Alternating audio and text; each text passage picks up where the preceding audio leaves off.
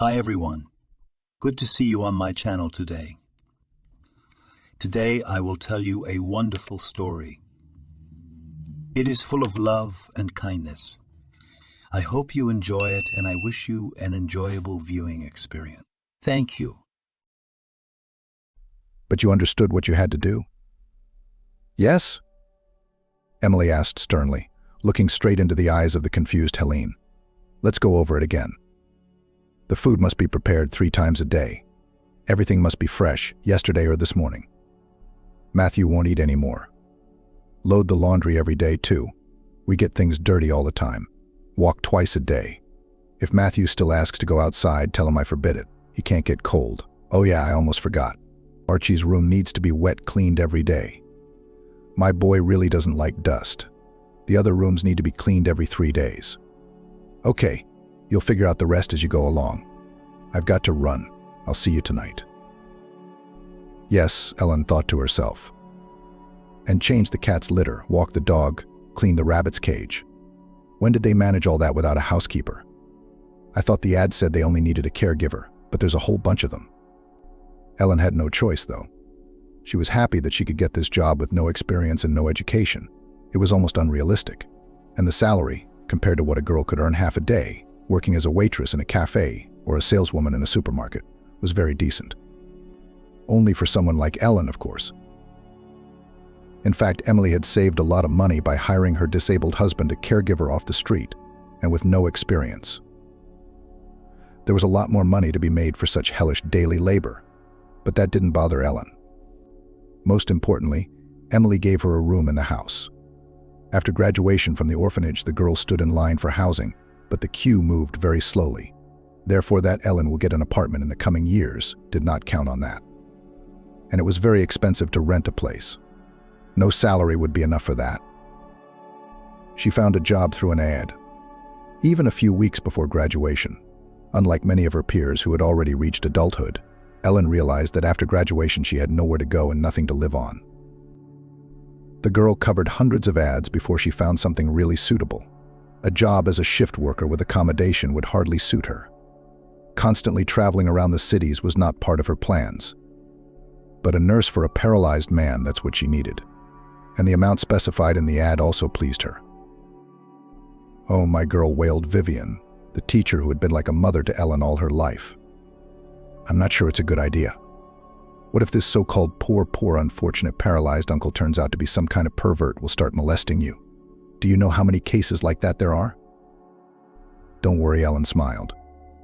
I'll figure it out somehow. And I don't think it's that bad. I think it's a good chance to save up some money and make a name for yourself.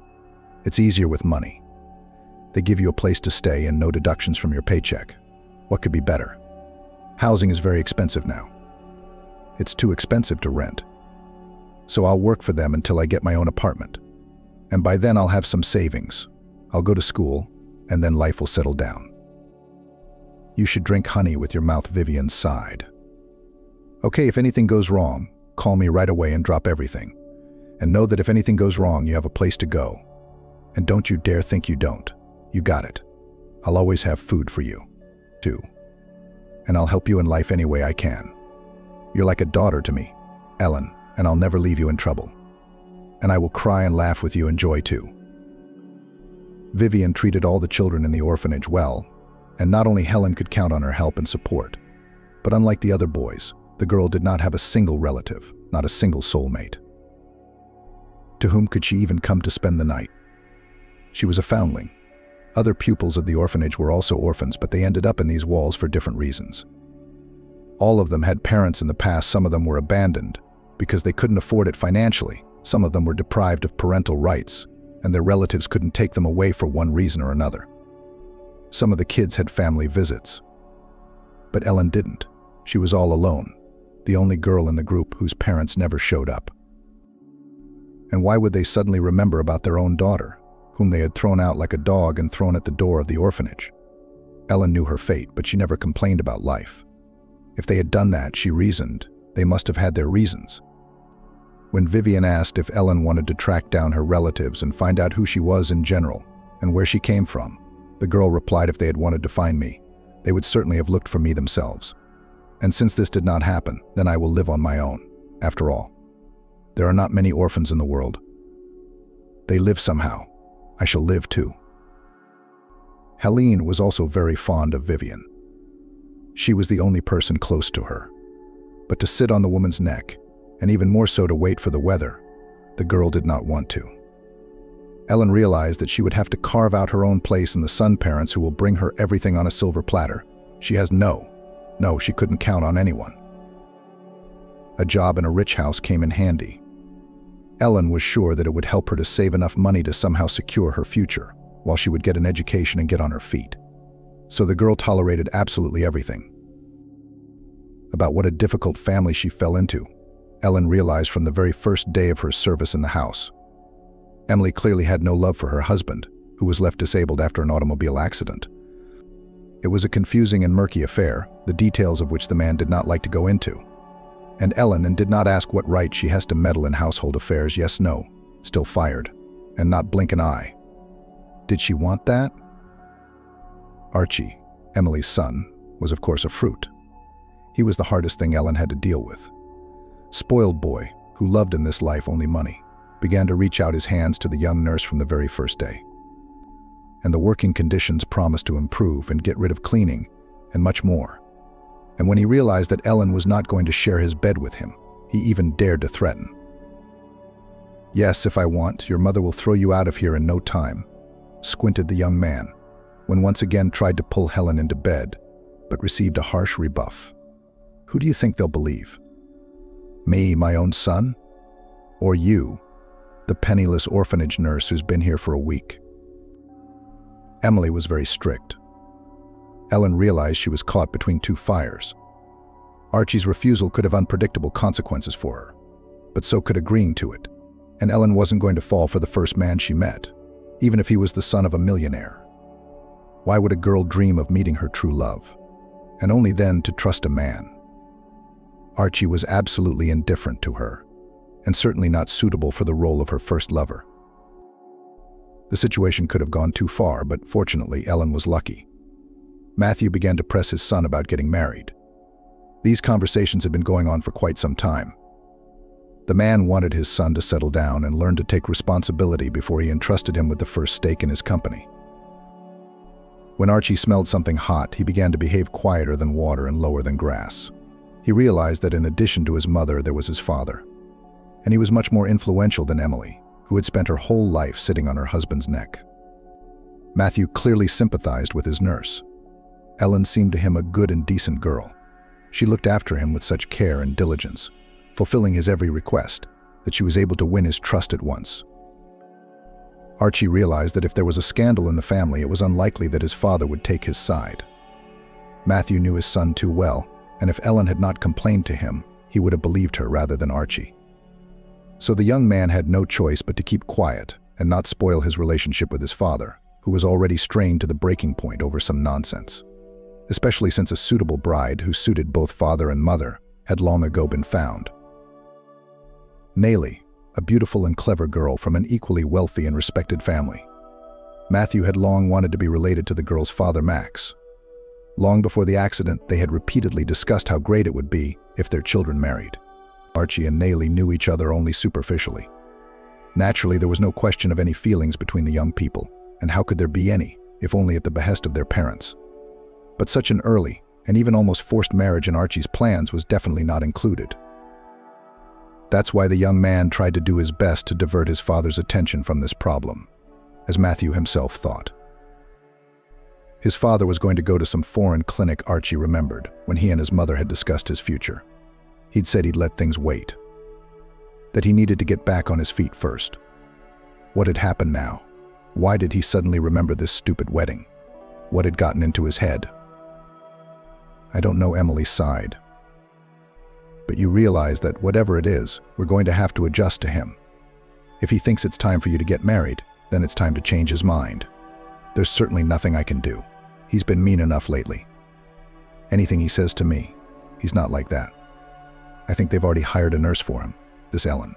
She entertains him as much as she can, reads books to him, but he's not happy. Well, son, don't worry. If you don't want to get married at all, we'll try to work something out. Although I don't think we'll be able to get your father's attention elsewhere. He seems to have some plans of his own that he's not going to share with us. So we need to find out what they are. Or are you suggesting we just sit on our hands? Archie was indignant. And yes, remind him about the clinic. Maybe he'll get distracted and forget about me, at least temporarily. His health is more important than his son's marriage. It would be nice to get him out of the country. We could send Helene with him. Let them run him around, take the ducks out for him, and we'll have a little peace of mind. Emily and Archie had slept and dreamed of sending their father away before. They depended on Matthew for everything and hated him quietly at the same time. Archie because his father was always telling him how to live his life, trying to put his outrageous son in some kind of framework.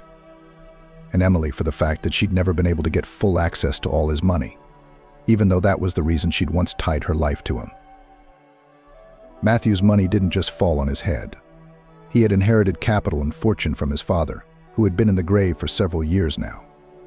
In Emily's opinion, he wasn't a gift either, but fortunately she didn't cross paths with her father-in-law, who had been ill for the last few years. The man wasn't much for family gatherings. The daughter-in-law's relationship with her late mother-in-law also always left much to be desired. His parents did not understand how their son could tie his fate to this, as they put it, commoner. Matthew received a part of his father's capital when he was still very young, and on condition that not a penny of this money would not go into Emily's direct ownership. The woman hoped that in time her husband would share the capital with her. After all, she bore him a son, devoted her whole life to him. But Matthew did not need it. The man was completely uninterested in his wife having any assets of her own. He was never going to leave the family, and in a family, as it was customary, everything was shared.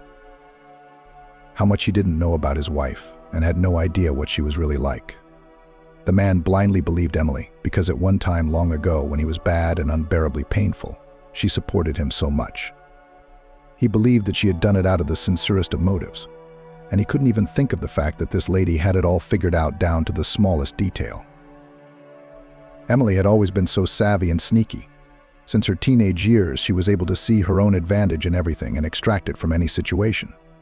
She did not miss the opportunity to tame a lucrative fiancé, who met on her way by chance at that time in her life. He was so depressed that the elementary female support was for Matthew was not a whim, but a necessity. This, and took advantage of the cunning Emily, who took the most direct part in his tragedy. And although all these events have long since faded into oblivion, the woman always remembered that her position hangs in the balance. All the assets and finances in the family still belonged only to her husband, and she remained in the second role. This situation did not suit Emily at all.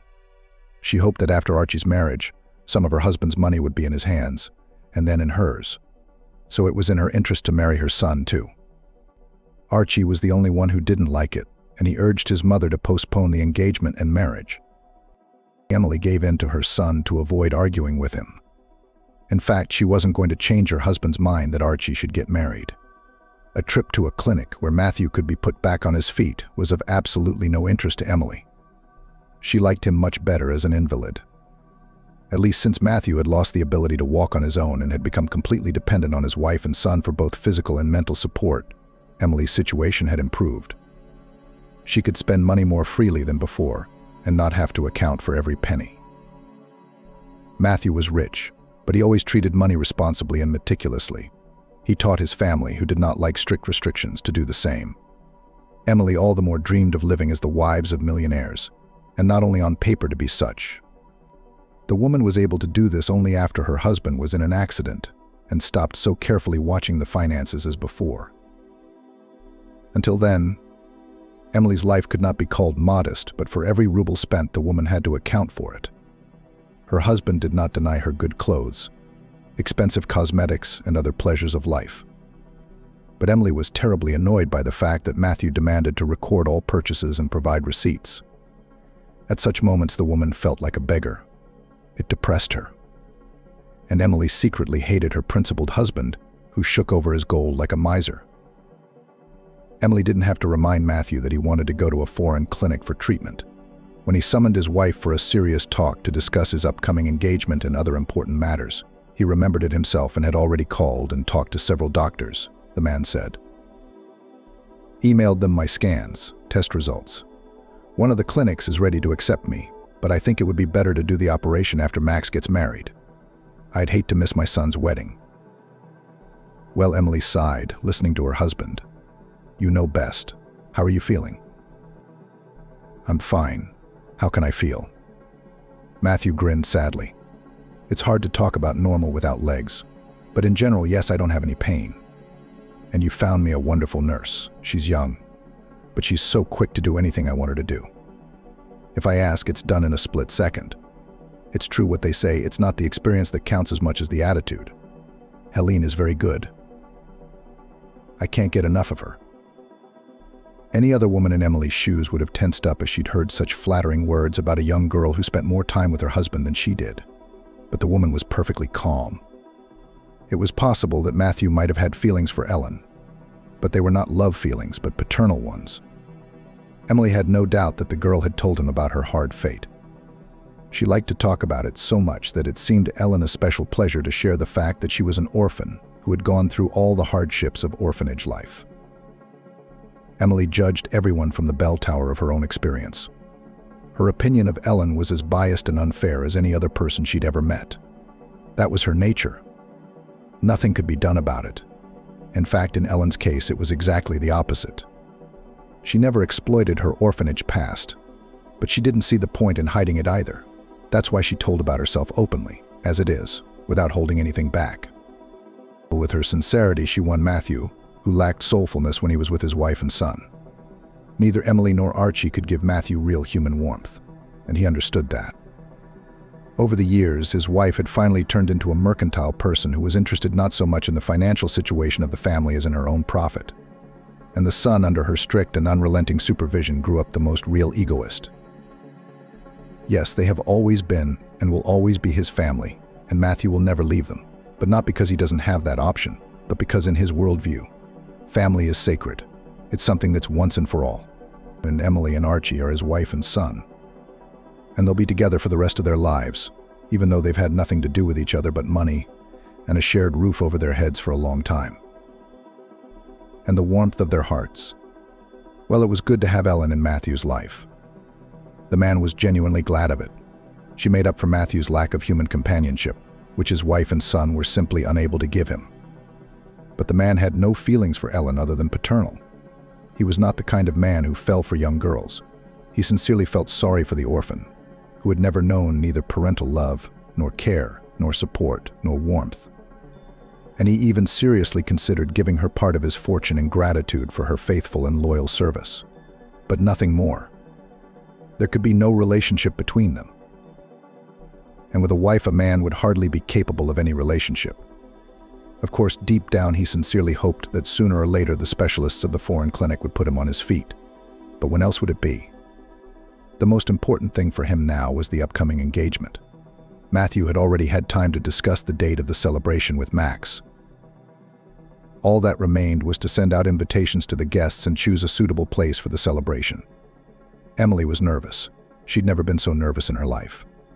Archie looked utterly depressed. All his hopes for a better future and a life of peace and quiet had been dashed in an instant when his father had called him in and told him that he and Max had made up their minds. "Couldn't you have talked him out of it?" he asked his mother reproachfully. "You promised." "I didn't promise you anything." Emily snapped at him. She was deeply angered by her son's claims. She realized that the young man had become quite insolent. He had nothing to reproach her for but her. She already did everything she could for Archie. But she wasn't going to do herself any harm, and she wasn't going to let her son bring some available girl into the house, as he'd had plenty in his bed.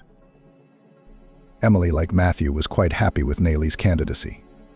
The most important thing was that she was controllable and predictable, just like Archie. The woman wasn't going to give her son any freedom. She dreamed of controlling the man's capital, his hands. And for this, next to Archie had to be a quiet, calm girl who understands nothing about business and does not want to delve into the subtleties and nuances of such a complex case. Nayli was just such a girl. Of course, her father insisted that his daughter received a decent education. But this interest of the girl to study and labor unlimited. She dreamed of a large and strong family, of children and a cozy home. Building a career and doing business was not part of her plans. She dreamed that all the responsibility for providing for the family was taken by her husband. And who was she born like that? Max grinned. And she was so docile and obedient. She's grown up, but she's not a bride, but just gold.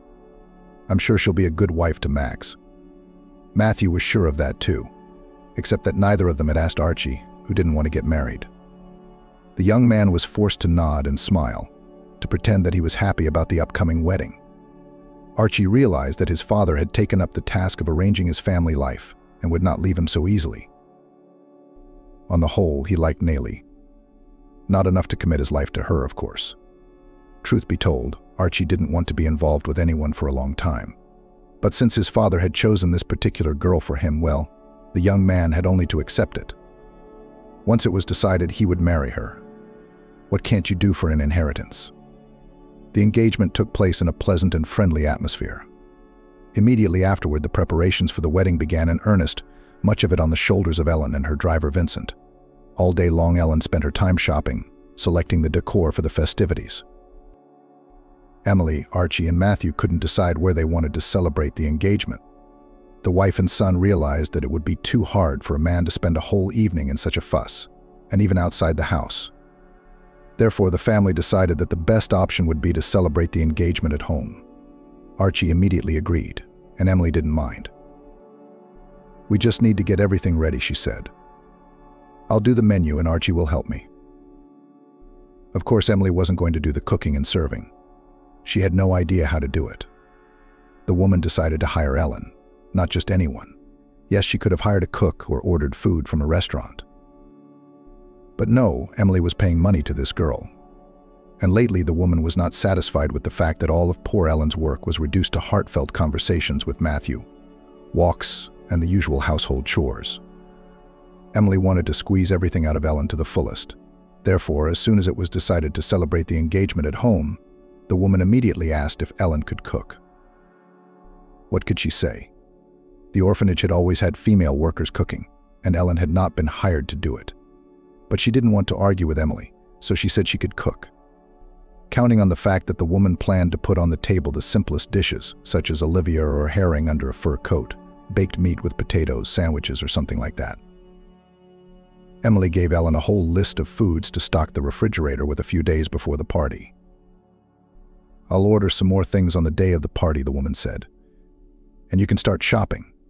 Vincent will take you everywhere." The middle-aged man clearly felt out of place. It was obvious from his demeanor that he wasn't too happy about his fate. The job as a simple driver clearly did not suit him. Despite his young age, Ellen was a good judge of character, and she could see right through Vincent. He was too ambitious. He was too ambitious. But she didn't know why he'd never made it in the world. However, these were just her thoughts, which had no confirmation, but only for the time being, until Ellen became a random witness of a conversation that put everything in its place. Of course, she had realized from the beginning that she had taken a job with a difficult family. But she couldn't have imagined the intrigue that raged in that house. Turns out Vincent has been working for Emily and Matthew for years.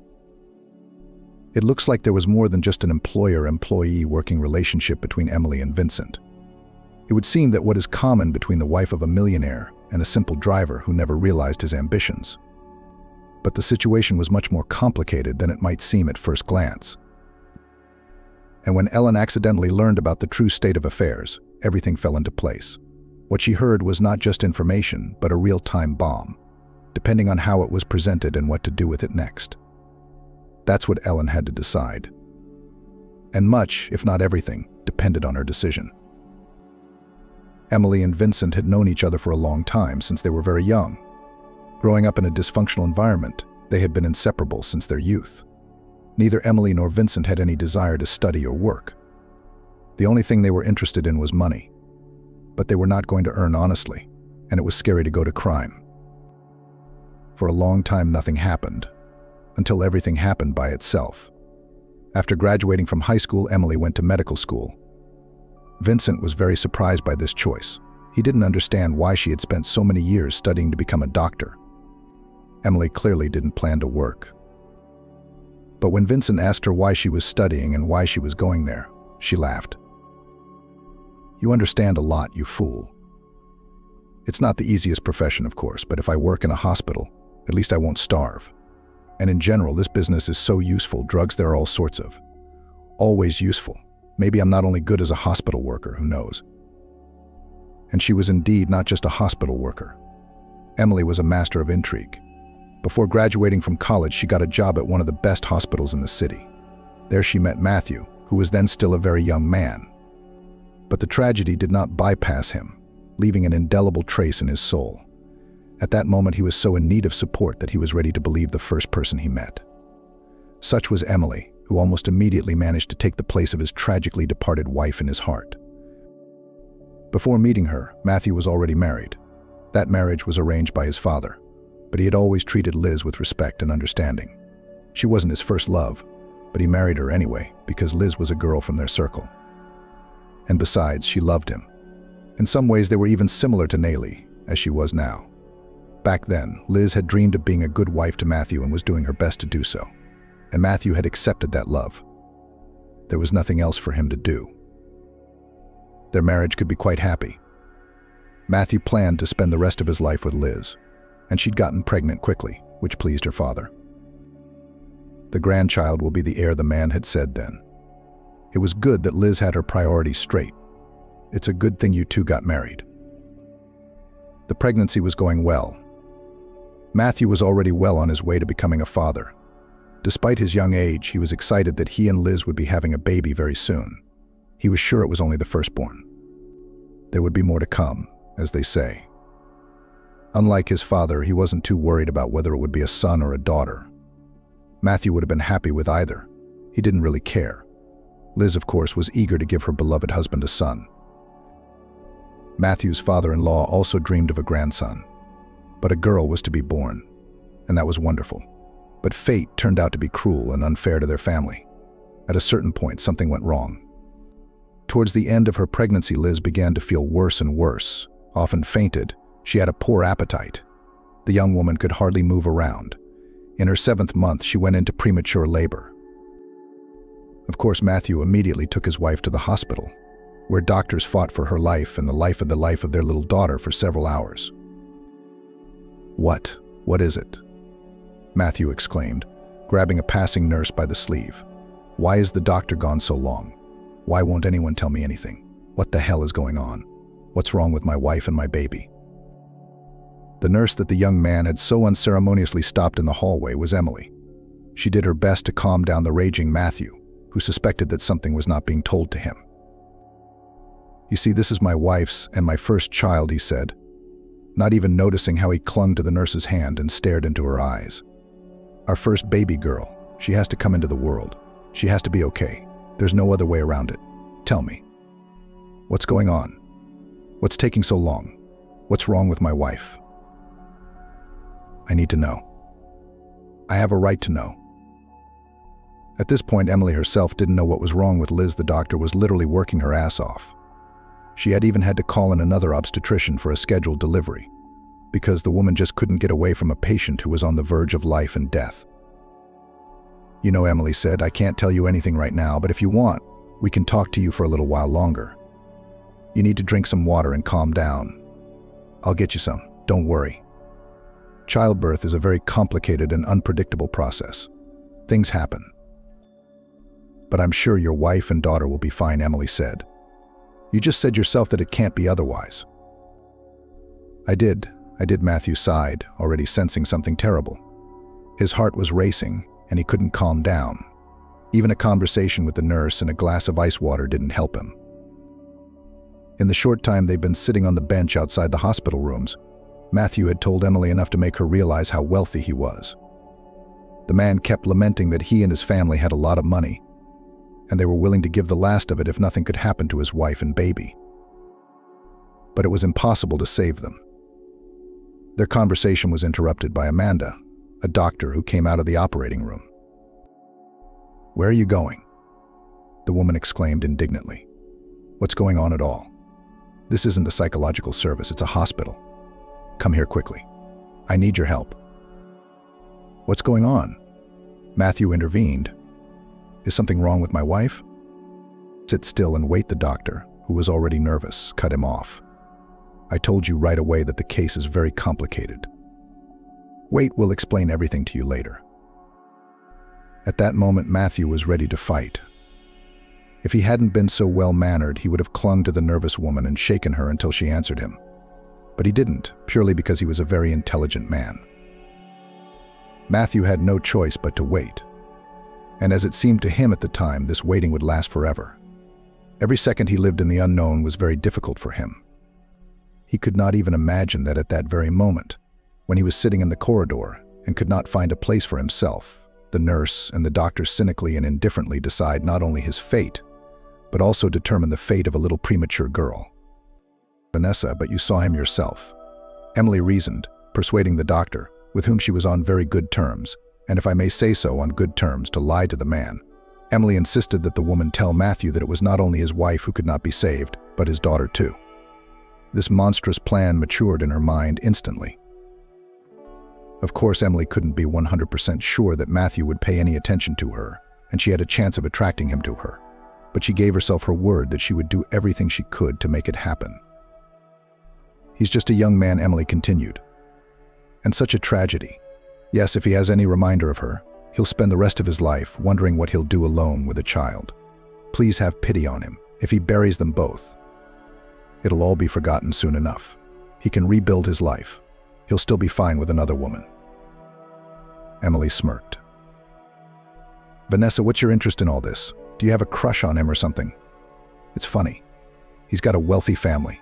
He won't even look at you for who you are. Just a nurse. Who cares? Emily was outraged. You're just doing a good deed. What do you care? What do you call doing a good deed? The woman grinned bitterly. When the father is alive and even so wealthy, to give his daughter to the orphanage. You surprise me too. I'm listening to you and I don't even know whether to cry or laugh. Emily still managed to convince Vanessa to do as she asked. After all, she was partly right, and the woman realized it. That day, a stillborn baby girl had been born to a woman who was planning to give up her baby. She was given to Matthew along with his wife's body. Matthew's own baby girl was dropped off right at the door of the orphanage. Emily was insanely grateful for Vanessa's help. She certainly couldn't have done it without her. She'd been waiting outside the doctor's office for half an hour. Emily knew what condition he'd come out of there in. He'd lose both his wife and his daughter in one day.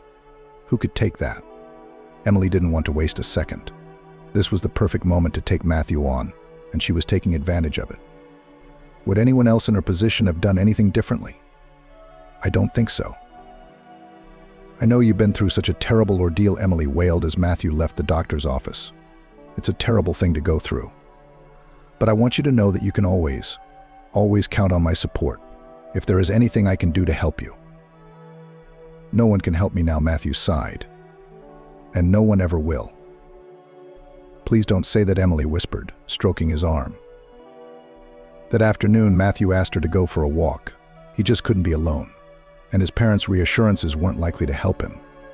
They needed to somehow support Liz's mother and father, who had lost their only daughter. That was far more important than Matthew's suffering. Emily, as they say, was in the right place at the right time. Matthew didn't neglect her company. Word had gotten around. After the walk, they exchanged phone numbers. Emily asked Matthew's permission to call him occasionally to see how he was doing. She did her best to pretend it was important to her. The fish was hooked, and Emily needed to build on what she had accomplished so quickly. She realized that Matthew was going to be hurting for a long time, and all the while she needed to be there for him so she wouldn't miss the moment when he was ready for something new in his life. After that walk in the park, they continued to call and see each other. Emily supported Matthew, was there for him, and at first didn't demand anything from him. She cautiously, but very persistently went towards her goal. Of course, this was not to Vincent's liking, and he was jealous. He didn't understand why he had to share his beloved with anyone else. Of course, he lamented, "Sooner or later you will marry him and forget all about me. He is rich, and what do you need me for? If I'd known it would end like this, I'd never have gotten involved with you. I'll be alone and you'll be in the black. You bet. How could it be otherwise? It's only in fairy tales." But Emily loved Vincent, him alone. She only wanted Matthew for his own sake. Of course, she was truly sorry that things had turned out the way they had. She sympathized with him. But that sympathy had nothing to do with love, with the passion she'd felt only when she was with Vincent. But he didn't understand that. Vincent was offended that Emily was involved with a rich man who owed his entire fortune to his father. What is he in himself? He reasoned. Yes, he is not a fool, but there are many such not stupid and talented. But not everyone gets such money by birthright. If it wasn't for his father and his capital, he would be nothing at all. Just like everybody else. He'd be working, studying hard, trying to climb some heights. But we don't know if he'd have succeeded or if he'd have missed it all his life. Of course, with a dad like that, it's not hard to achieve something. If I had a father like that, I wouldn't be sitting here either. Vincent's jealousy grew more desperate and aggressive by the day. And there came a point when he grew tired of everything that was going on in his and Emily's lives. It happened soon enough. It hadn't even been a few months since Emily had started dating Matthew. She'd taken advantage of the fact that he needed the support he'd been needing since his wife's funeral, and hadn't been embarrassed by the fact that the earth hadn't settled on his grave since then, and climbed into bed with him. Vincent couldn't take it anymore, though Emily sincerely didn't understand his resentment. How do you envision us living together? She wondered when Vincent had flared up after he'd learned of their intimacy. Am I going to lie on the other side of the bed and look at him? Is that it? But no, of course not. That's impossible. Come on, calm down. It's no big deal. You and I are going to be rich soon. How can I compare to that fool? A part of his fortune, and we'll be fine. But Vincent didn't want to wait for that. He decided to break up with Emily and erase from his life and memory everything that was connected with her. When she heard about it, she only grinned. Well, and live on in poverty, she said wryly. Such a smart and proven as me you will find. You fool. I have developed such a plan and almost realized it.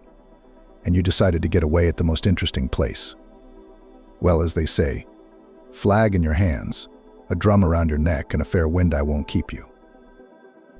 A few weeks after they broke up, Emily found out she was expecting a baby. The news came in handy. By that time, Matthew, who realized that he could not be alone, was almost to the point where he could propose to Emily. Even his parents' protest couldn't sway him. Of course, his father was ashamed of his son for not even being able to mourn his late wife for a year. But at the same time, he realized that, quite possibly, it would be better for his son faster the deep soul wound would heal. The pain would subside, he would feel better, and he would be able to start living again. Of course, the man was not thrilled with Emily and gave Matthew a strict condition that all assets and finances that are in his possession and will be transferred to him in the future will not become jointly acquired property. At that moment, Matthew was least interested in that. He didn't know where to escape the terrible grief that haunted him both day and night. When he married Liz, his father was just beginning to bring him up to speed on his affairs. Matthew had almost no capital rights, but a son was soon to be born. It was a trump card Emily planned to use to her advantage. True, she never succeeded in doing so, but the woman did not give up trying for many years. She and Matthew lived a good life. But sometime after the wedding, Vincent loomed on Emily's horizon again. She was right, he couldn't do it without her. After they broke up, all he could think about was her. And she hadn't forgotten him. It hadn't been that long, and a love this strong doesn't fade so quickly. It's unrealistic. They started talking, meeting in secret. Vincent immediately guessed whose son was sleeping in his lover's stroller. By then he'd calmed down. Vincent now realized that Emily had indeed drawn the lucky ticket. He had accepted Emily's marriage. The role of lover suited him just fine, since he couldn't see any way to get anywhere near the kind of financial security Matthew had. But I can't do that either, he said. I want to be a little closer to you. Can't you think of anything? Emily could have gotten Vincent a job at her and her husband's house. But she was afraid of that. If Matthew found out about her affair, he wouldn't forgive her and let it go. But after a while, she decided to go through with it. Meeting Vincent on neutral territory was even riskier. And if he worked for her and her husband, there would be a much better chance of hiding their affair. Vincent would seem to be on hand at all times, but at the same time he would be a completely insignificant and unnoticeable figure. No one would think anything of him. What could connect the wife of such a successful and wealthy man and, for example, a driver? Emily had easily persuaded her husband to hire her a personal driver. She told him about Vincent, that he was a former classmate of hers whose mother was ill. He needed money, and it was hard to find a decent job with adequate pay without experience and education. Matthew took her at her word, didn't bother to ask her who Vincent was or how she knew him. It wasn't his style. His father liked to do that sort of thing, and Matthew preferred to take people at their word, at least those he lived under the same roof with. Of course, Emily and Vincent's relationship wasn't as stormy and passionate as it had been. But as soon as the woman had a moment to spare, she'd go to bed with her lover. Emily did it every chance she got. Vincent was her personal driver. Her husband, of course, had no control over her trips to the city or any of the other places she visited. It was time enough for solitude. And so it went on for many years. His son grew up in front of his eyes, his beloved woman by his side. Vincent earned a very decent salary, but it wasn't enough for him. He still felt inadequate, and it was hard to imagine what any other normal man would feel if he were in that situation. Gradually, Vincent grew bored with his life. He wanted everything to be like normal people: a house, a family, a wife, a child. But that was impossible, and he realized it. Impossible, at least not while Matthew was alive. If Emily had been a widow, and a rich widow at that, their lives might have been very different. She and Archie would inherit Matthew's entire fortune. Emily would have found the right words to tell Archie who his real father was. It would be a different life from the hopeless routine Vincent had been forced to live in for so many years. It was a thought that came to him more and more often, and it frightened him. Sometimes Vincent wondered if he really was such a bastard that he could sincerely wish for the death of another person. And to whom? On the husband of his mistress, who had given her absolutely everything and raised her and his son as his own. It was creepy and unthinkable, but ideas never just went out of Vincent's head. He wasn't the kind of man to give up easily. And the day Ellen overheard him talking to Emily, the man had confessed to his mistress that he'd caused the fatal accident that had left Matthew unable to move on his own. At first, the lovers began to fight. Vincent once again rebuked Emily. "I've told you many times that I can't do this anymore," he sighed. "But have you ever heard me? Tell me seriously, have you ever once in your life thought about how I feel?" "I used to be able to do everything perfectly well," Emily said. "I've lived so many years, and I've lived the wrong kind of life. I mean, I never complained about life, and then all of a sudden you're not happy with it anymore. If you, as you put it, you don't like the role so much. Why didn't you go out and earn money yourself? You could have gotten a job from scratch if you wanted to, but you didn't want anything. You're used to holding onto my skirt, and that's all you're good for." Well, Vincent left, but he came back, of course. What could be easier than hiding behind a woman's back? "Really, Vincent?" Emily said wryly. The man convinced Emily that she was wrong, and that he really loved her. He couldn't imagine his life without her. She pretended to believe it, realizing that she and he were bound together for the rest of their lives by a thin, invisible thread of secrecy that Matthew could never know. They talked and talked, arguing, discussing the future. Until Vincent accidentally blurted it out. He didn't even realize how it happened. But when he saw the frightened eyes of his beloved, he realized that he had said too much. But it was too late to change anything. "What do you mean?" Emily asked warily when Vincent exclaimed that he'd already tried to help her, but it hadn't worked. "What kind of help are we talking about? What have you done?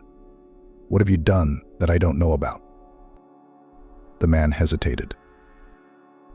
"It's just something I said. I meant. Well, anyway, it doesn't matter. I love you very much, and I hope that after Archie's wedding we can finally be free. You can't imagine how much I'm looking forward to it and how much I want it. I'm counting the days until then."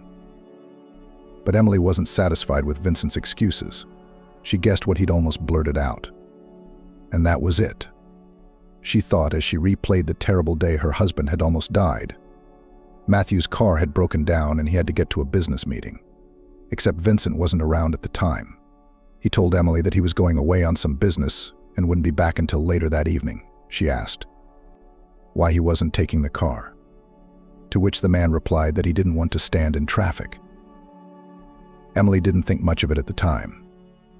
Vincent said that he supposedly wanted to prepare her some kind of surprise. And after everything that had happened, it didn't matter. And the little details of that day, which she'd been able to put together so quickly and easily, had slipped her mind. Matthew had no choice but to use the automobile, in which his wife usually traveled with the driver. "What about you?" he asked then. "Or are you not going out tonight?" "I'll stay home," Emily smiled. "You go. It's okay if I need to go somewhere in a hurry. I'll call a cab." "I don't think so." The man never made it to his destination. 2 hours later, Emily heard the alarmed voice of the doctor on duty. Matthew had lost control of his car and had been in a terrible accident. He was near death, underwent several surgeries, but could not get back on his feet. Doctors promise that in time the situation will change. But we don't know how long we'll have to wait. "How did you set all this up?" Emily whispered, remembering Vincent's words. "Of course I did. Why wouldn't Matthew be able to control the car? He'd always been a great driver, never had a chauffeur." Emily was seething with rage, but not so much because of the fact that her lover had almost sent her husband to the grave, but because of the realization that she could have been in that car on that fateful day. "What were you thinking?" She was outraged. "What if I had crashed? What if Archie had? I can't even imagine what might have happened if something had gone wrong. Vincent, how could you? What was going through your head at that moment?" Vincent didn't expect it to be so stupid. He had no idea he'd turn himself in and do it in such a ridiculous way. He couldn't understand what was going on, and Emily couldn't understand how he'd ever come up with such a monstrous idea. After a few moments of silence, Vincent began to justify himself. He said that he'd disabled Matthew's car on purpose, just as he had ruined his own car. No one else but he would have driven the car that day that was going to crash. He'd calculated everything, thought it all through to the smallest detail. Vincent was good with cars, and he was sure that even with careful inspection it was impossible to see anything. He was right about that. Everything had been done and set up so finely that there was no doubt in anyone's mind that it had been an accident. But how could he have taken such a risk? Emily couldn't figure it out. After that, she didn't know how she was going to communicate with Vincent.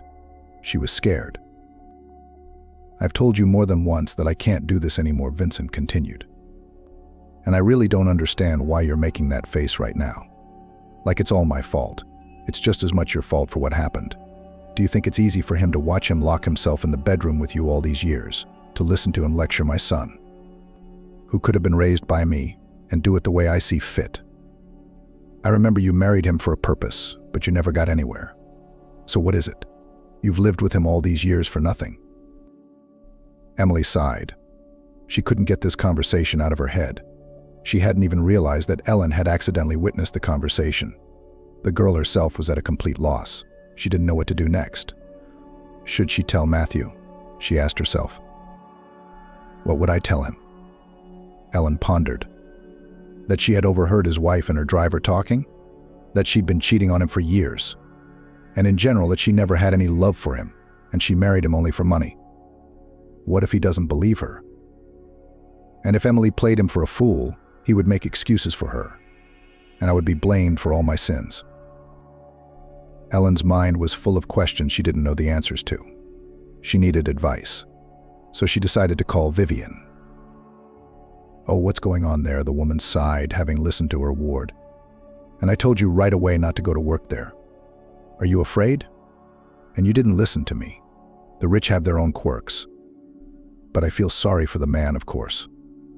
And his wife is a rare scoundrel. You'd be hard-pressed to find one. And his lover's no better either. But in your case, as they say, it's a two-way street, and you don't know what to do. I don't think that Matthew is such a fool that after all these years he hasn't realized with whom he lives under the same roof. The other thing is, she's his wife.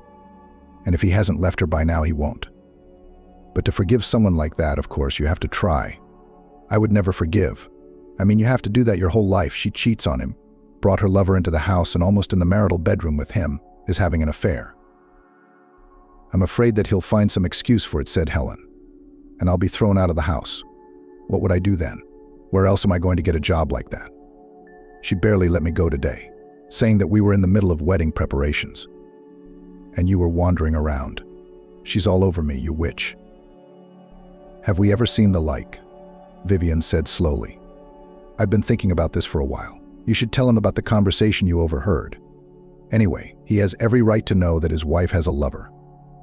And not just any lover, but a brazen scoundrel who's made a pass at him with his own money. What if he and Emily are up to something else? She's not living with Matthew for love. How many years has she been counting on his money? A lot. Exactly. What if she does listen to her fool Vincent and decides to poison her husband or worse? Well, it couldn't be worse. But who knows, if anything happens to him, you won't forgive yourself for not telling him. You never know what you can expect from them.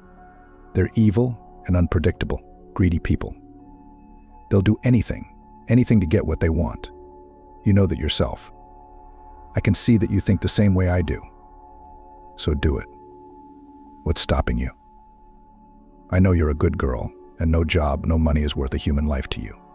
You're honest and fair, and I think you should do the right thing in this situation. Ellen was sure of that too, but she was still very scared. Such a serious and extremely unpleasant conversation, and practically on the eve of the engagement. She realized that Matthew would be very upset, and the upcoming celebration would probably have to be canceled. A huge scandal would erupt in the family, the outcome of which was unknown. It was unlikely, of course, that Matthew would decide to divorce, but it was still a long shot. Ellen did not yet know that Matthew had lost his daughter at Emily's mercy. She and Vincent had not broached the subject. It was only about Archie and the accident Vincent had caused. But as you know, all secrets come out sooner or later, especially when they come out at the most unexpected moment. Not having time to recover from one shock, Matthew was forced to face another. The man took Ellen's story seriously. She thought that the reaction would be completely different, more calm and restrained. After all, Matthew was not used to showing his emotions to a stranger, but he trusted Ellen, so he couldn't help himself.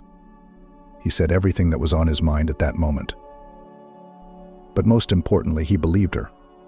He didn't blame her for eavesdropping or spreading gossip. That was very important to Ellen. She didn't know what she would have done if the man had dismissed her story and started making excuses for his wife. She'd probably fall through the ground. She would run away from the Lord's house and never return. Ellen had nothing to be ashamed of, and Matthew understood that.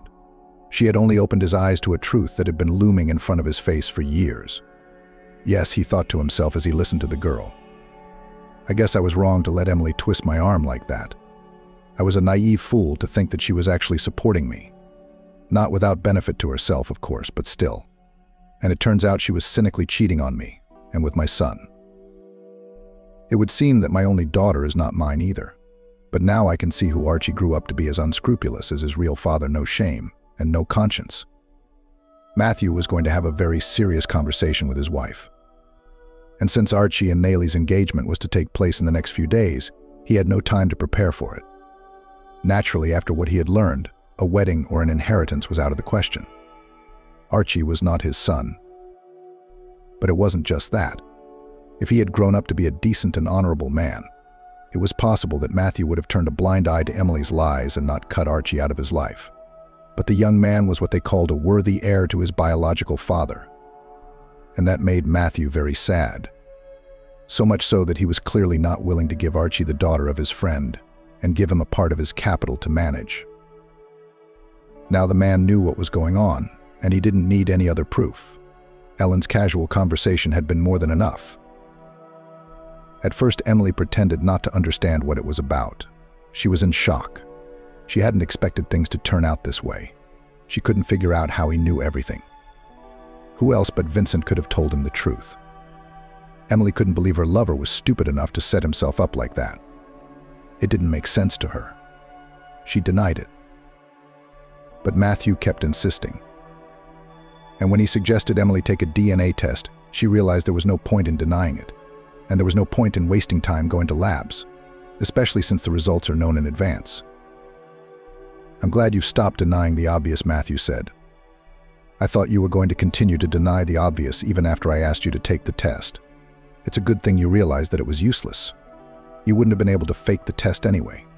I wouldn't have let it happen. Just answer me one question, Emily. Why did you do this to me? Why did you lie to me for so many years? Why did I deserve to be treated like this? It's not like I've done anything wrong to you. She didn't know what to say to her husband. She didn't expect it to turn out this way. Of course, the main truth hadn't been revealed. But at that moment, when Matthew was speaking frankly and honestly with his wife, it occurred to him that their meeting at the hospital had not been a coincidence. He'd never before imagined that he would suspect Emily of anything. It had seemed to him that they had quite a happy and prosperous marriage and would live together all their lives. But he'd been wrong. And now he had to correct that mistake. Of course, the man very much did not want to stir up a scandal and give cause for gossip. But he had absolutely no desire to continue living with Emily under the same roof. She hoped that her husband was mad and the situation would work itself out. But Matthew was adamant. "Of course, I won't leave you or Archie on the street after the divorce," he said meaningfully. "But the maintenance will be more than modest. And that's assuming I don't hear any other shocking news about you. It would be better if you told me everything yourself, right now. If you've done something else that is directly related to me and concerns me directly, then you'd better tell me yourself. I'll find out anyway." Emily didn't realize what her husband was implying. She had no idea what he was up to. Matthew decided to go to the end and find out in great detail what had happened in the maternity hospital many years ago. "You're out of your mind," exclaimed the private detective he had hired when the man told him his task. Matthew didn't want to contact his security service. After everything he had learned, he had decided to completely change his environment, including all his employees, including the guards and other people working for him. The man no longer had trust in anyone, especially those who had any contact with Emily. In other words, everyone who had surrounded him over the past few years. "I need to know the truth," Matthew sighed. "But I need to know the truth, you know. It's a matter of the utmost importance to me. I have a suspicion that they gave me the corpse of a completely different girl, not my daughter. Yes, she looked like my daughter, but all babies look alike. I'd really like to find out, you understand. I'll pay you well." "I hope that at least you do not plan to tear up the grave," said the private detective. "Well, you're exaggerating," the man replied. "It's already some extremes, and it is, of course, excluded. I just want to know what happened at the maternity hospital. I think I have the right to do so, and after all, I am paying you money, so just please do what I'm asking you to do. No questions asked." You know what the private investigator thought to himself, but he didn't refuse the job, which was not surprising. Of course, who would turn down that kind of money? But digging up the information Matthew needed was not an easy task. And what could he charge the maternity ward staff with? The baby was stillborn and the mother was in the grave. The body of the daughter was given to the man, it would seem. But as you know, even walls have eyes and ears. And Vanessa was still working at that maternity hospital. She should be retired by now, but she couldn't let go of her job. Money was needed for her sin and complicity, the orphaning of a defenseless little girl. Fate had cruelly punished her. Her granddaughter suffered from the strongest pathology. There was no money for her treatment. She and her daughter worked double shifts and lived practically starving. Therefore, when the man offered Vanessa a substantial amount of money for the information he needed, she immediately agreed to help him and gave up Emily with all the guts. And herself, of course. After all, she was helping her. But the private detective gave Vanessa his word that no one would ever find out about it, and therefore she would not get anything for it. Vanessa took him at his word. The amount of money the private detective offered seemed very solid and attractive, and he, in turn, knew who to go to. He had found out in advance who was on duty that day, and how happy he was when it turned out that the same doctor is still working in the same maternity hospital. He thought to himself that he would not have to go to the addresses and look for her. In fact, the task was not as difficult as it seemed to the private detective at first glance. The man managed in a few days. And on the very day of Archie and Maylee's engagement, which had to be canceled after everything that had happened, the private detective was ready to give Matthew all the information he needed. "It just can't be," he whispered, scrutinizing all the documents he had been given. "It's impossible." "Perhaps it's impossible," said the private detective. "That's for you to decide for yourself. I gave a lot of money for information there. So count with me, please, and I'll go. You're not the only one who wants to dig into the past." Sure, Matthew mumbled, handing the man the envelope with the fee. Thank you so much. You have no idea how much you've helped me. My pleasure, the private investigator smiled. If you need anything else, don't hesitate to contact me. It took Matthew a long time to come to terms with the fact that fate had brought him and his daughter together so easily. He wished he'd thought of it sooner, blindly believing Emily and not even thinking about what a snake on his chest. God, how guilty I am in front of her. He pondered to himself. How guilty am I before my girl, who, because of my stupidity and gullibility, spent all her conscious life in an orphanage. But nothing. I will surely make it up to her, repent before her, and she will forgive me. I'm sure of it. She has a good heart. I know that for a fact. Things will work out. Naturally, after all Matthew had learned about his daughter, any maintenance for Emily and Max was out of the question. It was a gesture of his goodwill, but his wife's act was beyond good and evil. Matthew wouldn't even listen to her explanation. He had absolutely no interest in why Emily had done what she had done. She had taken his daughter from him, and her daughter from her father. The girl had grown up in an orphanage because of her, and there was no excuse for it, nor could there be. To disinherit and Max, Matthew conducted an examination, as a result of which it was proved that he was not his son. After that, the man immediately made a new will. Of course, all friends and business partners were shocked by what was happening. They could not imagine what was going on in Matthew's family. Everything was so orderly and honorable. And then this came out. A lot of people sympathized with him. But there were those who thought he shouldn't have brought it out. But Matthew didn't care what they thought. The most important thing for him was to get back on his feet. After the man solved all the problems with his family, he decided to get busy with his treatment. "Daddy, I'll go with you," Ellen said when Matthew had made arrangements with the clinic abroad. "If you don't mind, I'll take care of you." She was happy to have found her father and to know who her parents were, that she had a family. Not every orphanage is so lucky. Ellen was lucky. She listened with interest to Matthew's stories about her mother, whom he himself knew very little about. Ellen immediately went to her grave and to the girl who had been buried in her place. And who would have thought that behind your birth there was such horror? Vivian sighed when Ellen told her all about it. What kind of an infestation could do such a thing? There are no words. And all for what? Money. People like that, Emily, they've ruined your life and your father's. He was lucky enough to get involved with her, and her son's just like her. As they say, the apple doesn't fall far from the tree. That's exactly what their family is like. Nothing sacred. Ellen didn't feel she had the right to judge Emily. She did what she thought was right and proper. Of course, a highly moral and spiritually evolved person wouldn't do such a thing, but she never was. Max can still have his own life and future, if he, of course, dares to separate from his mother and not take an example not from her, but from his own father. He is just a promiscuous major who used to cling to his mother's skirt and live on everything ready-made. But sooner or later life will definitely correct this. It just takes time for him to realize everything. Ellen was sure of that. But Matthew doubted very much that Max, who had been raised by Emily and inherited not only her deceit and duplicity but also Vincent's, would ever be a normal person. But he was wrong. The man resumed his relationship with his adopted son only after his return from abroad. By then, Matthew was back on his feet.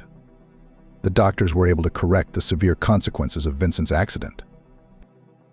Max was impressed by the fact that his own father had organized this terrible tragedy. At first, he couldn't even believe it. Yes, the young man was greedy, lazy and very greedy for money peculiarities of upbringing. But to make an attempt on a man's life, such a thing did not fit in his head. He thought for a long time about everything that had happened and came to the conclusion that his mother had done a wrong and unacceptable act. He'd always thought of Matthew as his father. The young man didn't need a father like Vincent. Emily took her son's position in stride. There was a serious rift between Emily and Max. For the first time in many years, the woman was sure that her son will always be on her side. Max's desire to resume relations with her husband, who left her, Emily perceived as a betrayal. However, at that moment, Max was not up to it. He decided to start life with a clean slate, to get a job, rent an apartment, and separate from his mother. Now, no one could impose their will on him, tell him what to do, and control his fate.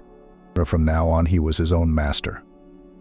And this sense of dignity and complete, unrestricted independence was the best thing he had ever experienced in his life.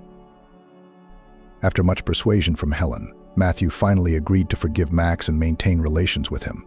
Although initially the man was reluctant to do so, he did not understand why his daughter so defends and protects the man who once behaved with her impermissibly. And Helene rejoiced, quite sincerely rejoiced that Max had changed for the better.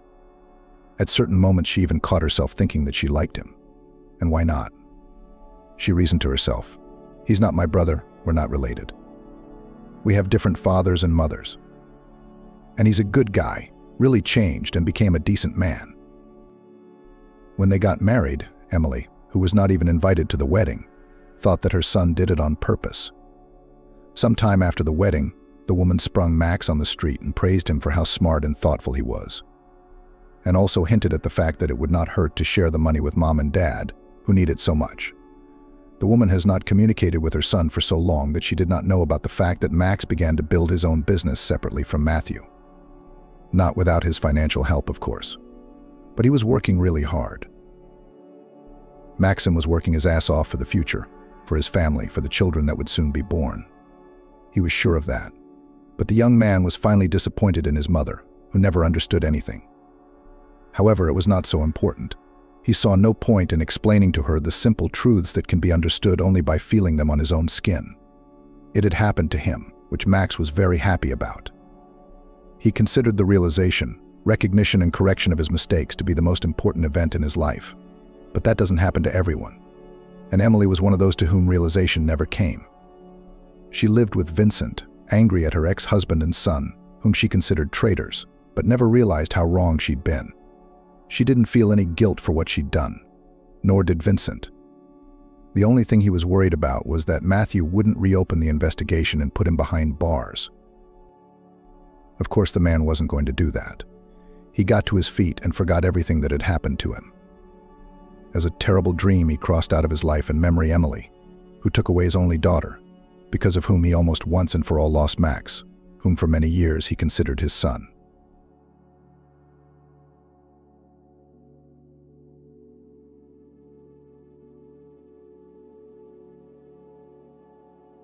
Andrew walked briskly through the night streets of the city where his childhood and youth had passed. His heart was beating like a caged bird. Multicolored blotches flashed before his eyes, and his breath hitched, though he hardly felt. He wanted to be away from the restaurant sooner, where such a surprise awaited him. This trip was going to be a pleasant, easy one. A childhood friend, Kevin, had invited Andrew to the wedding. The man was surprised because he had long considered his friend a hardened bachelor. But then the wedding came up. Andrew was curious to see the woman who had managed to win over his freedom-loving friend. He was looking forward to seeing old friends, seeing his hometown, and reminiscing about the past. Of course, Andrew could not miss such an occasion. After all, it was a bright and warm event in a series of gray, everyday life. The man even took an unscheduled week's vacation at work to be in his former company. Andrew was a more than successful man, but he's had a hard time making it work. He lives and works in Moscow, managed to escape from the provincial town where he actually rushed to. But few people know that Andrew works on a rank-and-file position in not the most prosperous company, and every day spends at least 4 hours on the road to work and back. Because he lives far from the office, almost on the outskirts of the capital, in not the most prestigious neighborhood. His cramped 2-bedroom has long been in need of repair, but Andrew does not want to get involved in this epic. Why? He's fine as he is. Lives alone, only sleeps at home. What single bachelor needs all this beauty? And he's not ready to spend a lot of money on repairs. His salary does not allow him to live in luxury and allow himself excesses. Personal life does not add up either. There are, of course, temporary romances, but it's not serious. Andrew mainly attracts ladies who need a place to live. At his expense, they can save on rent until they get settled in Moscow. Andrew sees perfectly well the intentions of such women. Looks, words, actions, all this gives away their true goals. Unpleasant, of course, but probably by the age of 35, it's time to realize that perfect, pure love may not exist. Everyone in a relationship is pursuing their own interests. When you were young, it seemed that one day the perfect girl would meet on your way. Beautiful, loving, intelligent, sincere, household and caring, but at the same time self-sufficient and able to occupy yourself when you go out with friends. One who will adore her spouse and be his or her rock-solid support. With such smiling beauty, Andrew dreamed of building a family and living happily ever after. Remembering his dreams, Andrew was amazed at his naivety. There are no fairy tale women or perfect relationships, as indeed in situations when everything in life perfectly suits. This realization came with time, and worse, as appointments awaited him at every step. In work, personal life, everyday life. How many hopes and plans he had for New York. In his youth, it seemed that it was enough just to leave his hometown, and life will shine with bright colors. Beautiful girls, great opportunities, lucrative job offers, fun parties, new friends. In fact, everything turned out differently. A small two-bedroom on the outskirts, in an old house, far from civilization. And for this modest apartment, Andrew is not yet fully paid off.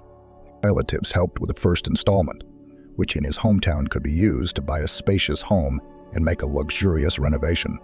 But in New York, it was only a fraction of the cost of an old apartment on the top floor of a house without an elevator. Nevertheless, at the beginning of his journey to the capital, Andrew was full of hope and felt happy to have finally broken free. It was breaking free. That's how he felt, believing that everything would work out properly now. Freedom strengthened the prospects that were opening up, making his head spin.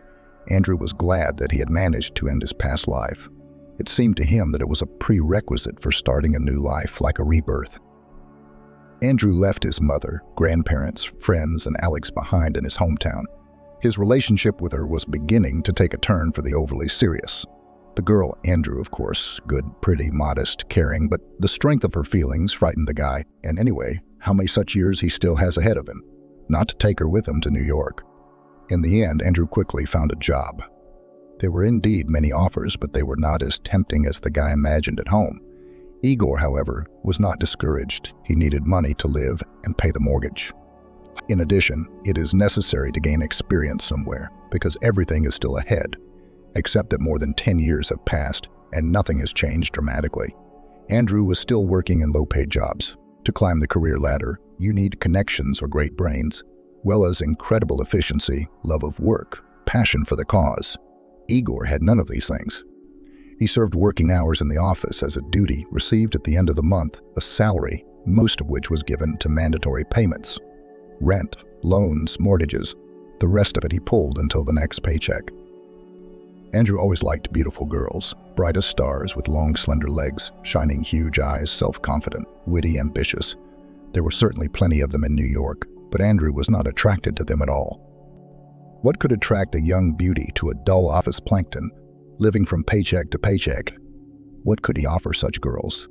Back in his own town, Andrew had once been an eligible suitor, the grandson of the head doctor of the local hospital, a student at a prestigious university. He felt he was the best of the best there. He had a lot of friends. Girls were looking at him, but Andrew always dreamed of more. He dreamed of the big city, thought he was worthy of a much better and brighter life than the one he had in his hometown. Andrew often spoke contemptuously about life in the province, called his small homeland collective farms and swamps. He assured me that he would never stay here. But he didn't. What's the use? What did he accomplish? First of all, Andrew's years in the capital have made him a liability in the form of loans. It's going to take him a long time to pay them off, and the salary in New York is still much higher than in a small town. Andrew realized that if he returned home, he would not get out of debt, and there was no one to help him now. His grandfather used to be an upstanding man, a respected and well-known man in the city, head doctor of the local hospital, but now he is on a well-deserved retirement. Sick, old, weak grandfather himself requires attention and care.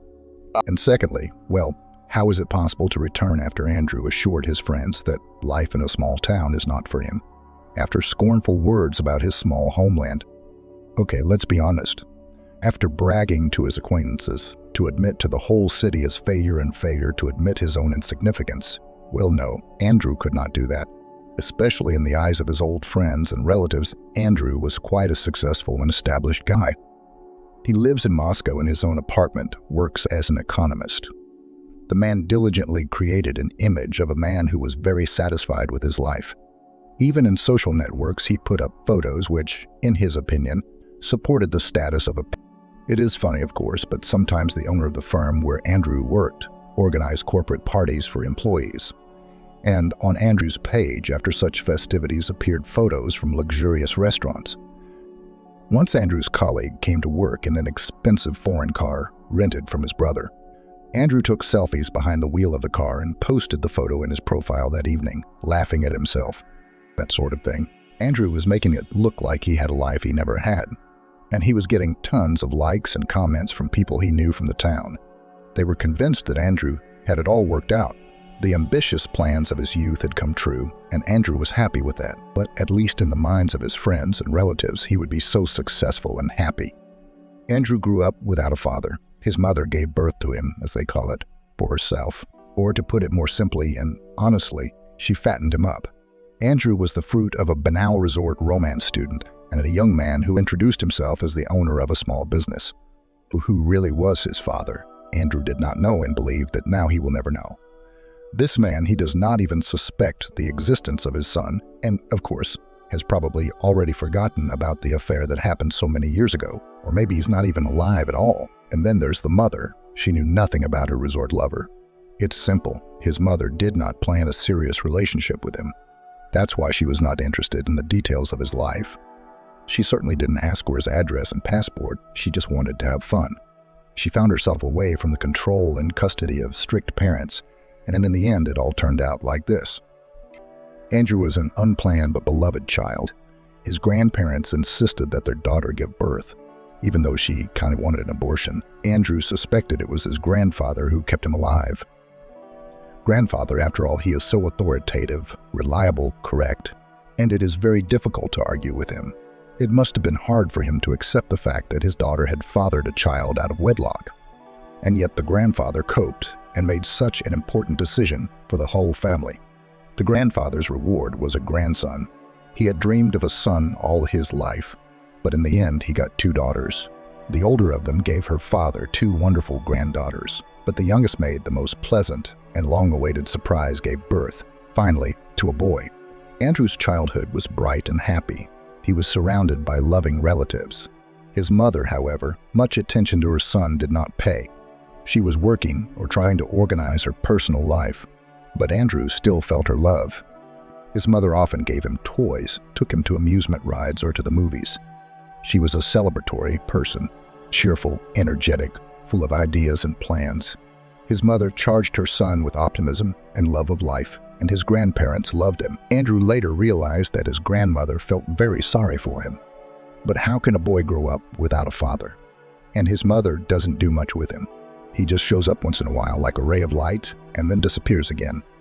That's why grandmother tried to compensate for the lack of parental warmth and cooked for him delicious dishes, and read bedtime stories to him, and walked with her grandson for hours around the city, patiently going around all the playgrounds with him. Grandma's warmth, unconditional love, and complete acceptance. No matter what Andrew did, she was always at his side, even if her favorite grandchild was at fault. If Andrew was involved in a fight, grandmother unconditionally considered the other party missing bully who dared to hurt a good boy. If the grandson got a D, Grandma turned on the teacher with her prejudice. Andrew loved Grandma too. It was nice to know that there was such a person in the world for whom the light in the window, the best, the most beautiful and smart. Andrew had a different relationship with his grandfather. He did not particularly encourage dabbling. He could shout at his grandson and even give him an easy backhand under the wailing and groaning of his wife. Grandfather set limits. And that was good too, because it paradoxically gave Andrew a sense of security. Grandfather was solid as a rock. His words carried weight. He often had heart-to-heart talks with his grandson on a variety of topics: friendship, love, studies, plans for life. Grandfather had such conversations with Andrew from an early age, and the boy loved these moments. And grandfather often took his grandson to work with him. There, the boy saw how respectfully other people treated his grandfather and felt proud of his relative. Andrew realized that his grandfather was doing a very important job and doing it well. People are grateful to him. Grandpa took his grandson fishing and into the woods, and sometimes they spent the whole day in the garage, going through the insides of an old car. Andrew suspected that his grandfather could have bought a newer car, but apparently the faithful iron horse was dear to him as a memory. The older relative tried to compensate Andrew for his father's lack of attention as best he could, and he did it well. Andrew adored his grandfather and as a child dreamed of being like him. When Andrew was about 6 years old, he first saw a famous rock band on TV. And the boy was so mesmerized by the spectacle that he did not even hear his grandmother calling him to lunch. From then on, the boy never parted with a plastic shovel. He held it in the manner of a guitar and sang, and danced just like the guys on TV. The adults laughed and clapped their hands. They were sure Andrew would outgrow his hobby. He didn't. At first, the boy just listened to rock songs. Then he started singing along. The grandmother was the first to notice that her grandson has an ear and voice and took him to music school. Within these walls, Andrew was disappointed because he had imagined everything quite differently. He thought the school had a stage and men in jeans with guitars. But the boy sat down at the piano and forced to learn boring scales. It was unbearable. Andrew hated school after the first 2 or 3 lessons. Like grandmother, always soft and pliable, suddenly showed firmness. She intended to make a musician out of her grandson, as his teacher assured the woman that the boy has talent and Andrew's sense of rhythm is innate. It turned out that Andrew's ear is marvelous. But laziness, according to the teacher, spoiled everything. Grandmother did not want to ruin Andrew's talent, so she forced him for 3 years to go to the hated music school. And then the boy still rambled and, not without the support of his grandfather, left the dismal institution. His grandmother regretted it for a long time about his behavior. She had already seen her grandson in dreams on the posters decorating the city about the arrival of the great pianist. But this was not the scene Andrew had dreamed of. The grandfather, who saw and understood everything, gave his grandson a real beautiful guitar for the new year.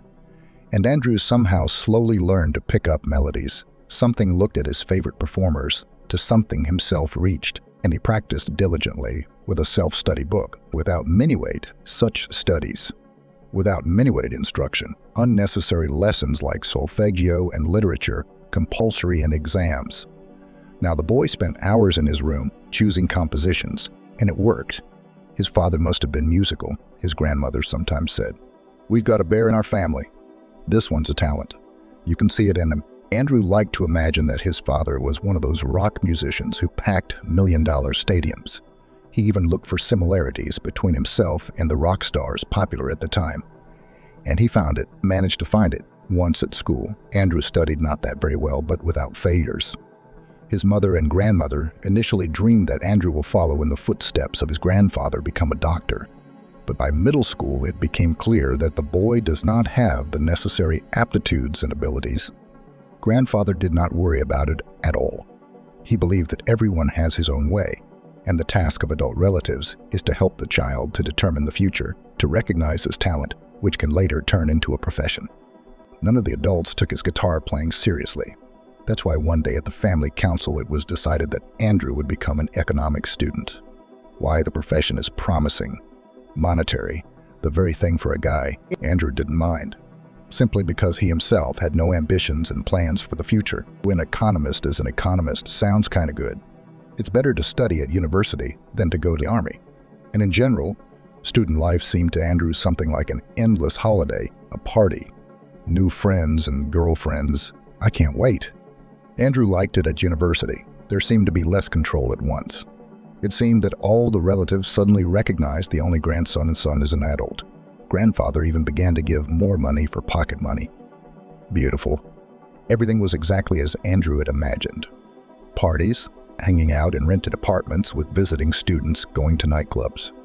That's where the guy's guitar skills came in handy. It was great to sit in someone's kitchen and sing funny or even hooligan songs. Andrew, guitarist, was always the center of attention and was very proud of himself. Girls began to look at him, a good-looking, cheerful guy from a good family. At school, Andrew was somehow not distinguished by popularity, but at the university suddenly became an enviable groom. Of course, the guy took full advantage of this, had affairs, enjoyed his youth and freedom. Once, walking through the night city, a group of friends led by Andrew was in a rock bar. The guy did not realize that in his town there is such an institution. The bar was located in the basement of one of the houses in the center of the city. Unremarkable sign, minimal advertising.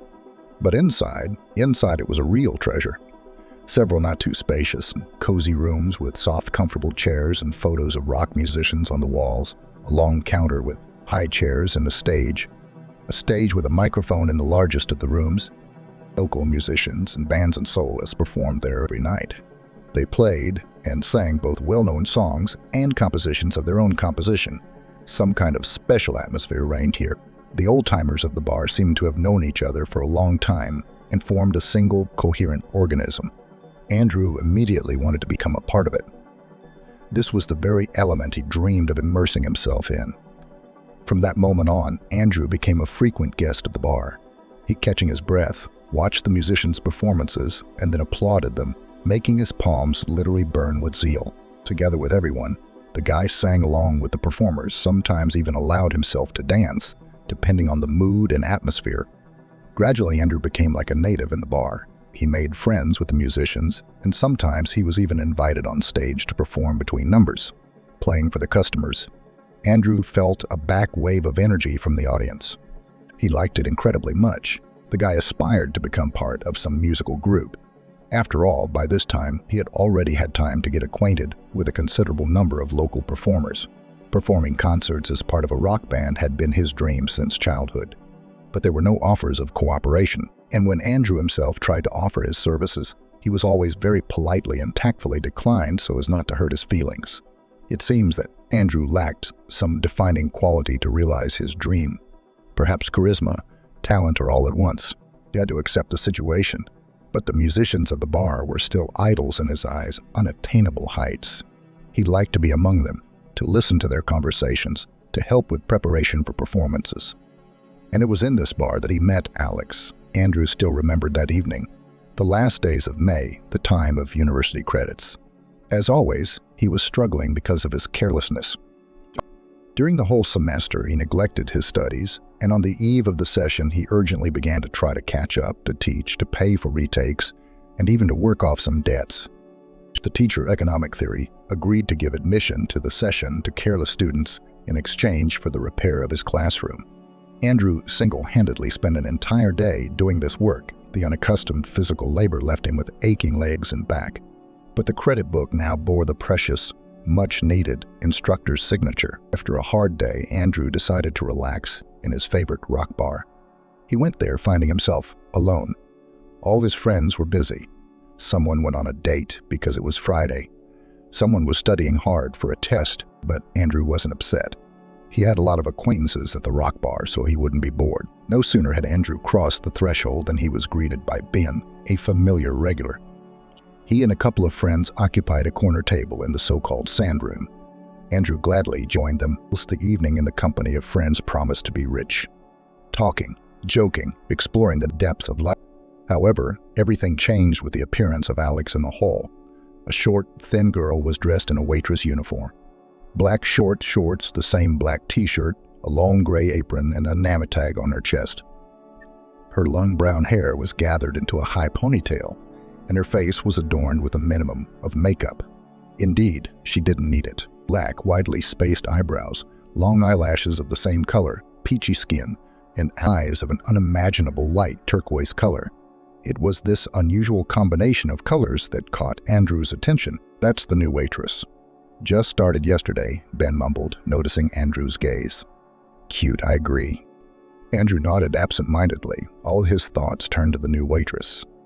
He couldn't figure out what it was about her that had caught his eye. Yes, she was pretty, but he had met prettier girls. Some might say that she was too thin, as they say there's nothing to fight with. But Andrew didn't care about that. His eyes couldn't take his eyes off her. He couldn't tear himself away from her smile. It was radiant, yet humble, imbued with warmth. That smile lit up her face, making it even more attractive. It seemed to Andrew that he wanted to see that smile always. Moreover, he longed to be the one who caused it. He had never had that feeling before. That night, Andrew didn't find the courage to talk to the girl. It was not like him, because lately, the guy had been actively socializing and making new acquaintances. At school, he was really withdrawn and uncommunicative, but with the passage of time, everything changed. Now he had a pretty good experience in socializing. Still, when he was around a new waitress, he felt insecure again and became unusually quiet. One day, Andrew gathered all his courage and came to the bar with the sole purpose of talking to Alex. That night he came alone, without his friends, to whom he had taken himself to indulge in a quick state of economy class. Alex seemed tired or sad. At that moment, one of the visitors, not a regular guest but a casual passerby, expressed his displeasure. He complained that Alex had brought the wrong beer he had ordered, which caused him to complain loudly. The guest insisted on his own, refusing to accept the drink he ordered. In this situation, Alex looked confused. After all, she was now to return the drink, which was certainly unpleasant to admit in front of the receptionist. When lady, put that beer on my tab, Andrew stepped in, to Alex's relief. And for this young man bring what he ordered and paid for. Alex gave Andrew a grateful smile that warmed his heart. He was happy to help the girl and support her in some way. That evening, although they couldn't talk much because of the influx of guests, Andrew and Alex exchanged jokes and smiles. Something special was brewing between them, and the guy could feel it. Alex was not indifferent to Andrew either, and it was adorable. Unfortunately, the hectic work on the weekend left no time for talking because the waitress was too busy. When the end of the shift came, Andrew waited for Alex and offered to walk her home. It turned out that she lived only a couple of blocks away from the bar. The young people, holding hands, walked slowly through the busy city streets. They felt happy and peaceful at this quiet evening hour. They were silent at first, and it was not a tense, oppressive silence, but relaxed and calm. Neither Alex nor Andrew felt a shadow of embarrassment or awkwardness. Then suddenly, both of them started talking. But first they discussed the previous evening and the performance of a local rock band, which consisted of high school graduates. Alex and Andrew agreed that the young musicians had everything ahead of them if they continued in the same vein. Finally, Andrew ventured into a more personal conversation. "Do you have someone?" he asked. "No, I'm single." Alex answered quickly. "And you?" Andrew couldn't answer this question unequivocally. He always had meetings, and now he, you could say, was dating a girl from the parallel group. A few dates had already taken place, but for Alex's sake, he wouldn't hesitate to give up all of them. Andrew was more and more attracted to this girl. "Tell me about yourself, please," he asked. "I want to get to know you better." For Andrew, it was a period of unknown sensations. He was happy and confused at the same time. Alex told about her life simply and sincerely. The manner of her speech, the calm and gentle timbre of her voice, the expression of her face, all this attracted Andrew incredibly. He liked everything about her, absolutely everything. It turned out that Alex was born and grew up in a village, almost 100 kilometers away from here. This cozy and quiet corner was not at all adapted to the life of young people. After finishing 9 grades, Alex went to the nearest city for. She entered a teacher's college. The choice of the profession of a teacher of junior classes happened not by the call of the heart, but because of the need to make a choice.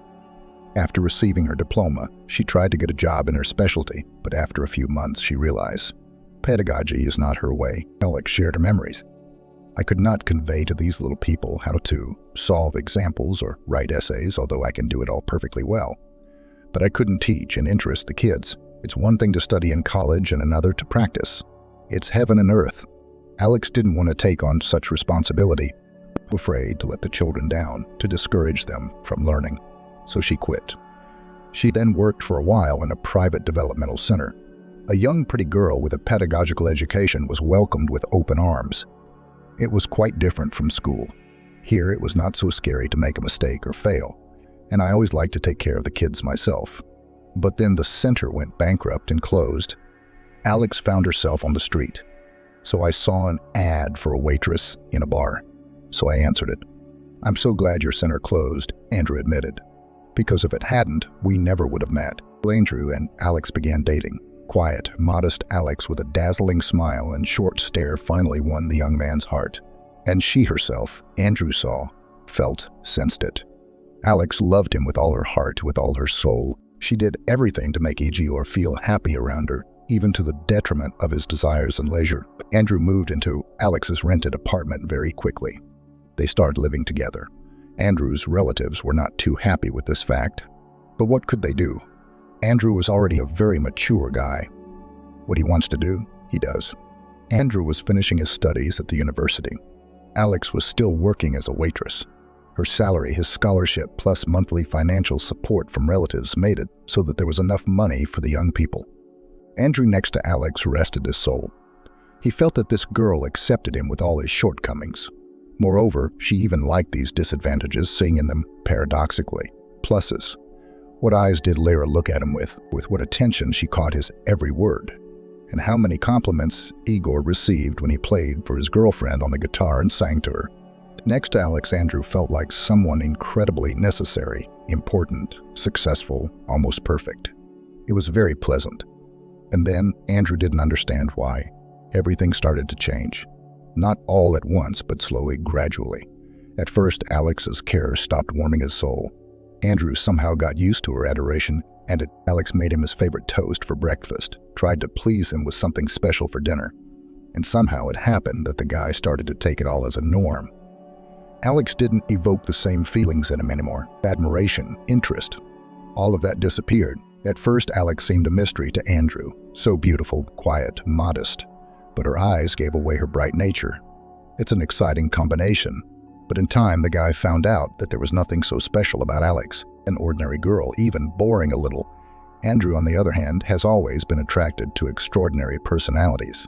He was afraid of mediocrity, grayness, ordinariness. He even had his own idol, Samuel. He was about 10 years older than Andrew. By the way, Samuel had graduated from the same school Andrew had gone to. But to go to vocational school, where the road lay the road of most third graders in those years, the guy did not. He formed his own band and rushed to New York. There Samuel made a dizzying career. No, he didn't become a star of the first magnitude, but he still gained a certain fame. His rock band songs were played on the radio. The musicians gave concerts all over the country and even had their own army of fans. Samuel possessed a sharp mind and mad charisma. Andrew knew him personally. Samuel often came to their town because his parents lived here, and every time he went to the rock bar, where he was always a favorite guest, talking to old friends, listening to local musicians. Everyone here knew Samuel and loved him.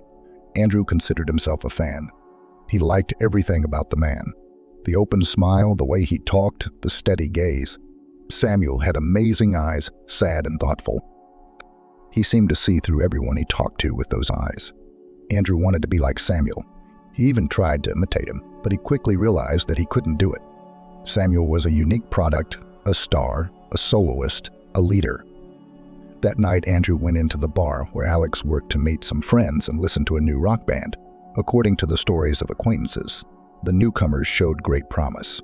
The evening went on as usual, and close to midnight, Andrew felt some excitement When he turned around, he saw them, Samuel and his buddies.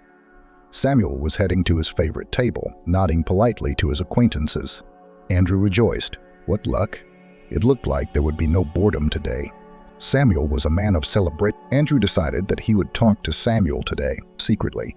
In the back of his mind, Andrew still cherished the hope that one day Samuel would help him with his career, introduce him to the right people, and maybe even invite him to his band, at least as a backup, not as a core member. Samuel was living the life Andrew dreamed of. Touring, performing, rehearsing, partying, socializing with interesting people, beautiful girls, and, most importantly, the stage. Samuel literally gathered stadiums, excited crowds of people. Thousands of throats were singing along to him, and all eyes were fixed on him admiringly. If that's not happiness, what is? As Andrew finished his final year of university, it was as if he realized that he was no rock musician, that it might be too late to start. But every meeting with Samuel awakened his dream, gave him food for thought and a tiny ray of hope. Samuel was a risk-taker. After high school, he didn't continue his studies, but risked everything to pursue a career in music. And he'd been successful. Andrew sometimes wished he had been brave enough to take such a step. When Alex was serving Samuel's table, she smiled at him just like all the other customers. But Andrew's eyes were now fixed on his idol, full of hesitation and unspoken aspirations. He looked at her and occasionally said a word or two to the girl. Andrew didn't hear these phrases, but judging by the expression on Alex's face, it was something pleasant. Andrew, to his surprise, suddenly realized that he didn't like seeing his girlfriend chatting nicely with Samuel, and this was clearly not about jealousy. Andrew realized that Samuel was surrounded by beauties of all sorts, ready to do anything for him. Why would he want a country girl, Alex? Yes, he did. Now that Andrew had lived with her for a few months, he could see that there was nothing special about her looks. The guy himself didn't understand why he was attracted to her. Andrew was uncomfortable with the fact that he was not the one chatting sweetly with the star. He had to wait patiently for a convenient moment, while Alex was calmly talking to Samuel right now and doing it so casually and naturally, as if she didn't realize who was in front of her. Or maybe she really didn't. A few more hours passed. Andrew decided that it was time to talk to his idol and headed to his table. At the same moment, Alex rushed to Samuel with an order, and this collision inevitably happened to Andrew. No, Alex held the beer glasses. Nothing even spilled out of them. The girl's good reaction saved the situation, but Andrew still couldn't resist an irritated remark. An elephant in a china shop. This expression flew out of his mouth automatically, the same words his mother used to bail him out with when he dropped or broke something. Alex was embarrassed. She was uncomfortable that Andrew was emphasizing the attention of those present on her blunder. If it weren't for his caustic remarks, perhaps no one would have noticed anything. Well, why would you do that? Samuel intervened, smiling encouragingly at Alex. What kind of elephant is it? It's a very sweet and fragile young lady. Andrew looked angrily at Alex. After these words of Samuel, she suddenly became even more annoyed with him. The girl, sensing this, backed off. The rest of the evening went great. Andrew had a great time in the company of Samuel and his buddies. It was interesting to listen to their stories about their turbulent youth and concerts in the capital. What a lot of trouble they got into in their time. You could make a whole movie. Andrew liked to feel himself a part of this company, even if only for one evening. These people lived bright, loud, and laughed heartily. Alex's shift was over. She walked over to Andrew, calling him home. Usually they always came back from the bar together. He just waved her off. He couldn't be bothered with her right now. "Is that your girlfriend?" Samuel asked her. "More like an admirer," Andrew said, not caring a bit about Alex's feelings. She was standing right next to him, and she'd heard everything. But the guy didn't care about that. He didn't want Sokolovsky to find out that Andrew was in a serious relationship with a waitress. "You're lucky." "I wish I had a groupie like you," Samuel said, winking at Alex. She smiled sadly and went to the staff room to change. She was already very tired and wanted to get home as soon as possible. Andrew showed up at the apartment where he had been living with Alex for months. Early in the morning, he thought that Alex would give him a scandal, or at least demand an explanation. He behaved with her very ugly. He called her an elephant and didn't admit to others that she was his girlfriend. But Alex herself looked guilty. She didn't say a word to Andrew. And then, when he spoke up, she acted like nothing had happened. She looked at the guy with the same love, tenderness as before, and cared for him the same way. Alex's admiration and attention, which before were perceived as a gift of fate, now irritated and seemed to be the girl's advantages recently turned into her disadvantages. Care into obsession, unnatural beauty into rustic simplicity, modesty into stiffness. And yet Andrew was in no hurry to part with Alex. He was comfortable with her. Alex provided him with lodging, cooked delicious meals, even ironed his shirts. And at the same time, she didn't control every step of the guy as his relatives did, for example. She didn't demand reports, didn't limit him, didn't blow his brains out with talk about the future. With her, Andrew lived much freer than in his native house with his grandmother, grandfather, and mother. But Andrew dreamed of more. He saw himself as a successful, established guy, next to whom a bright girl with a model appearance, not Alex from the village. The guy was looking forward to graduating from university to finally move to a big city and start a new life in the future. He didn't see Alex around him. She was just a way station for him, nothing more. But Andrew's plans were almost ruined by a ridiculous accident. "We need to have a serious talk." These were the words Alex once met Andrew from the university. He had just sat through 5 consecutive classes. Accordingly, he had neither strength nor desire to communicate with the girl. "Okay," Andrew sighed. He realized that he had no way out. I'm expecting a baby," Alex bribed with a look. She was obviously feeling very embarrassed. Andrew felt like he'd been doused with a bucket of cold water. "What do you mean?" "I don't understand." "What's there to understand?" "It's simple. I'm expecting a baby. Are you sure about that?" Andrew asked with hope in his voice. "I can't be more certain." "That's a twist." What about New York? What about Andrew's plans and dreams?" Now it was all over. Andrew tried to talk Alex into terminating the pregnancy. He told her it was too soon for them to be parents. A baby needs a grown-up mom and dad, and they're just kids. "I'm not ready," the boy honestly admitted. "What kind of father am I? I haven't even finished university yet." "I understand everything," Alex sighed heavily. "You don't have to worry." The girl looked so unhappy, so confused. And how could she be alone? Andrew knew perfectly well that Lyra couldn't handle it. He also knew that he wouldn't leave her now, or rather, he wouldn't abandon his child.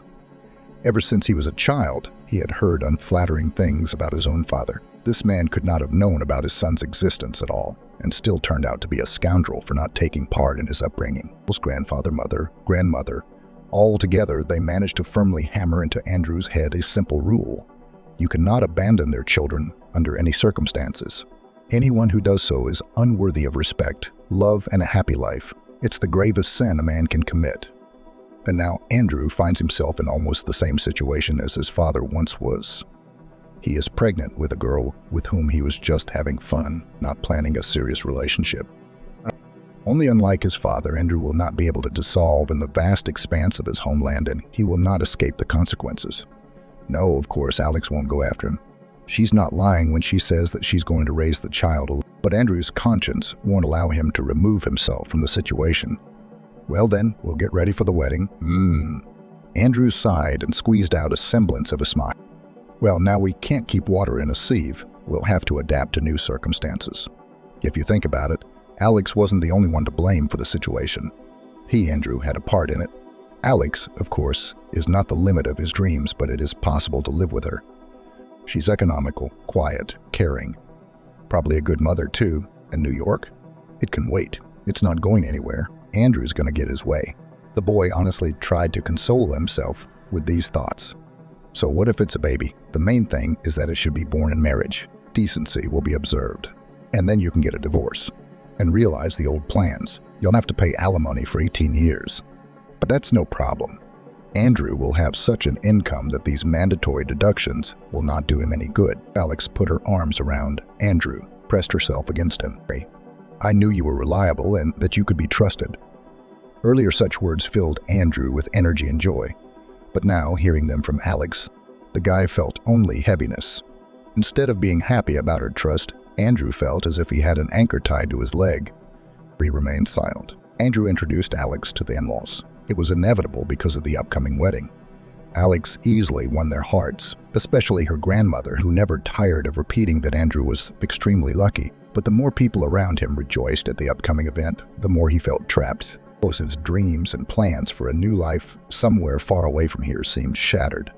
All because of Alex, because of this unexpected pregnancy and imminent wedding. Now that he had finally received his cherished diploma, instead of striving for new horizons, he found himself bound by circumstances here in this small town. Alex was still working at the bar, and Andrew had decided to take a short vacation after his studies. He knew he had the responsibility of supporting a family ahead of him when Alex went on maternity leave. He reasoned that he was entitled to a short break before a new phase in his life. At the rock bar, where he now spent more and more time with friends, Andrew looked enviously at the young musicians. He realized that many of them could stay in this forgotten town forever, and some, like Samuel, had great futures ahead of them. Watching them, Andrew realized that he could have done things differently with his life. A man only lives once, and he doesn't have time for unloved causes and people. But commitment seemed to hold him captive like a snare. In the back of his mind, he wanted to scream in despair, seeing his prospects in life not working out the way he wanted it to. But his friends did not guess anything. Andrew skillfully hid his true feelings. They thought the guy was just a little nervous about getting married and having a baby. That's normal. Andrew didn't try to change their minds. Suffering alone and desperately hoping that things could still catch up, not now, later, in a couple years. His plans weren't overridden, just put on hold for the time being. As long as this swamp doesn't swallow it up. It was on one of those nights at the bar, when Alex stayed home and Andrew enjoyed some freedom, that he met Scarlett. Tall, dazzlingly beautiful, long hair falling in waves down to her waist, tight jeans revealing her flat stomach. She showed up surrounded by her girlfriends. They were also pretty girls, but all their virtues paled against Jean's beauty. Andrew hadn't taken his eyes off her since she appeared in the hall. He was not the only one, by the way. His friends had already left, but Andrew was still sitting at the table, drinking beer and watching. He liked everything about her. Her smile, her loud laughter, her gestures. Scarlett was clearly a leader among her friends, and in general in life, it seems. The girl caught Andrew's eye a couple of times, and then a small miracle happened. She invited him to her table.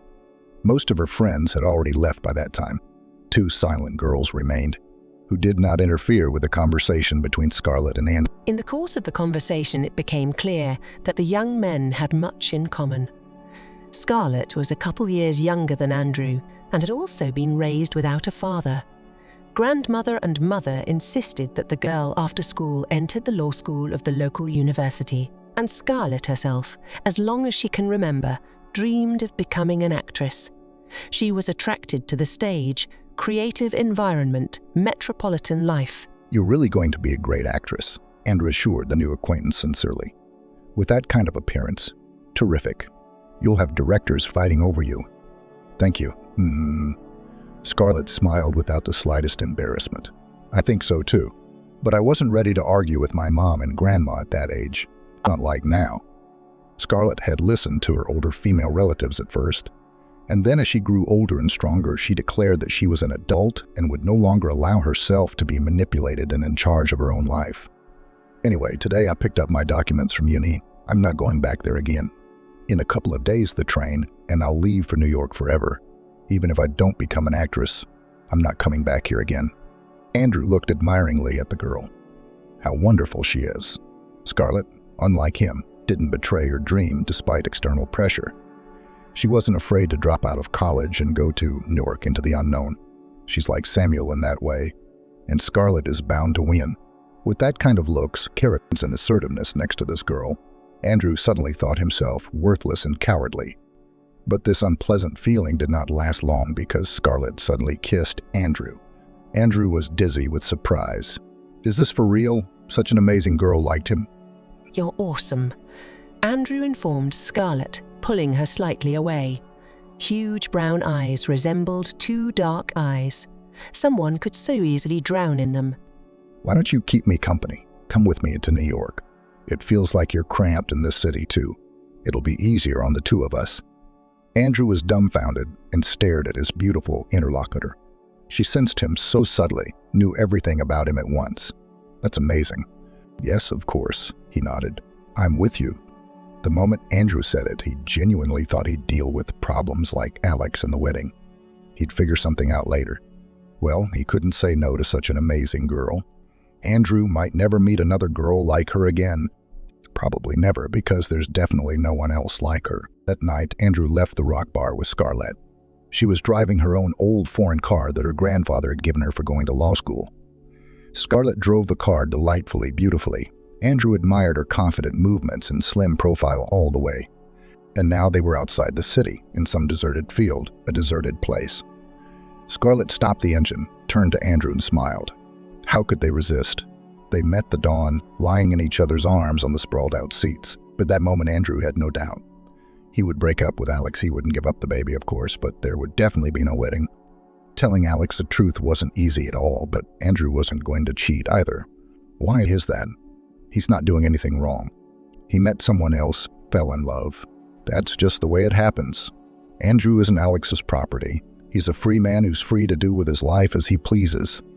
But Alex looked at Andrew with eyes that held hope, adoration, love, and tenderness. Looking into those devoted eyes, it was hard to tell the truth. Andrew felt like the ultimate scoundrel as he directly shared the news with his ex-fiancée. "Alex, it's like she passed away," as if Andrew's words had caused her physical pain. Tears came to her eyes. "Are you in a hurry? You don't know this Scarlett at all, do you? Beautiful girl, you're young. I can understand it all. A fling. But why take it out on me? If you want New York so badly, let's go together. There's nothing keeping me here anyway." Andrew felt anger boiling up inside him. That woman doesn't understand anything at all. He wants to go to New York to start a new life, the one he's dreamed of for so long. Maybe even make it as a rock musician. If it doesn't work out, he'll work in his newly acquired specialty. New York is a city of opportunity. No way he wouldn't have the load of an obsessive Alex, and he certainly didn't need a baby there. Alex cried, begged, apologized. Andrew never realized why. The guy was angry, insulted the girl, trying to hurt her. He realized that he was being cruel to Alex, but angry words were his way to break the connection with the annoying girl, to turn her away from himself. And so, Andrew found himself on a new round of his life adventures, leaving the familiar world, hopes and perhaps illusions for the dream of a future which he imagined much brighter and more intense. At the same time, his actions and decisions were not exempt from the guilt and burden of responsibility he felt toward the child.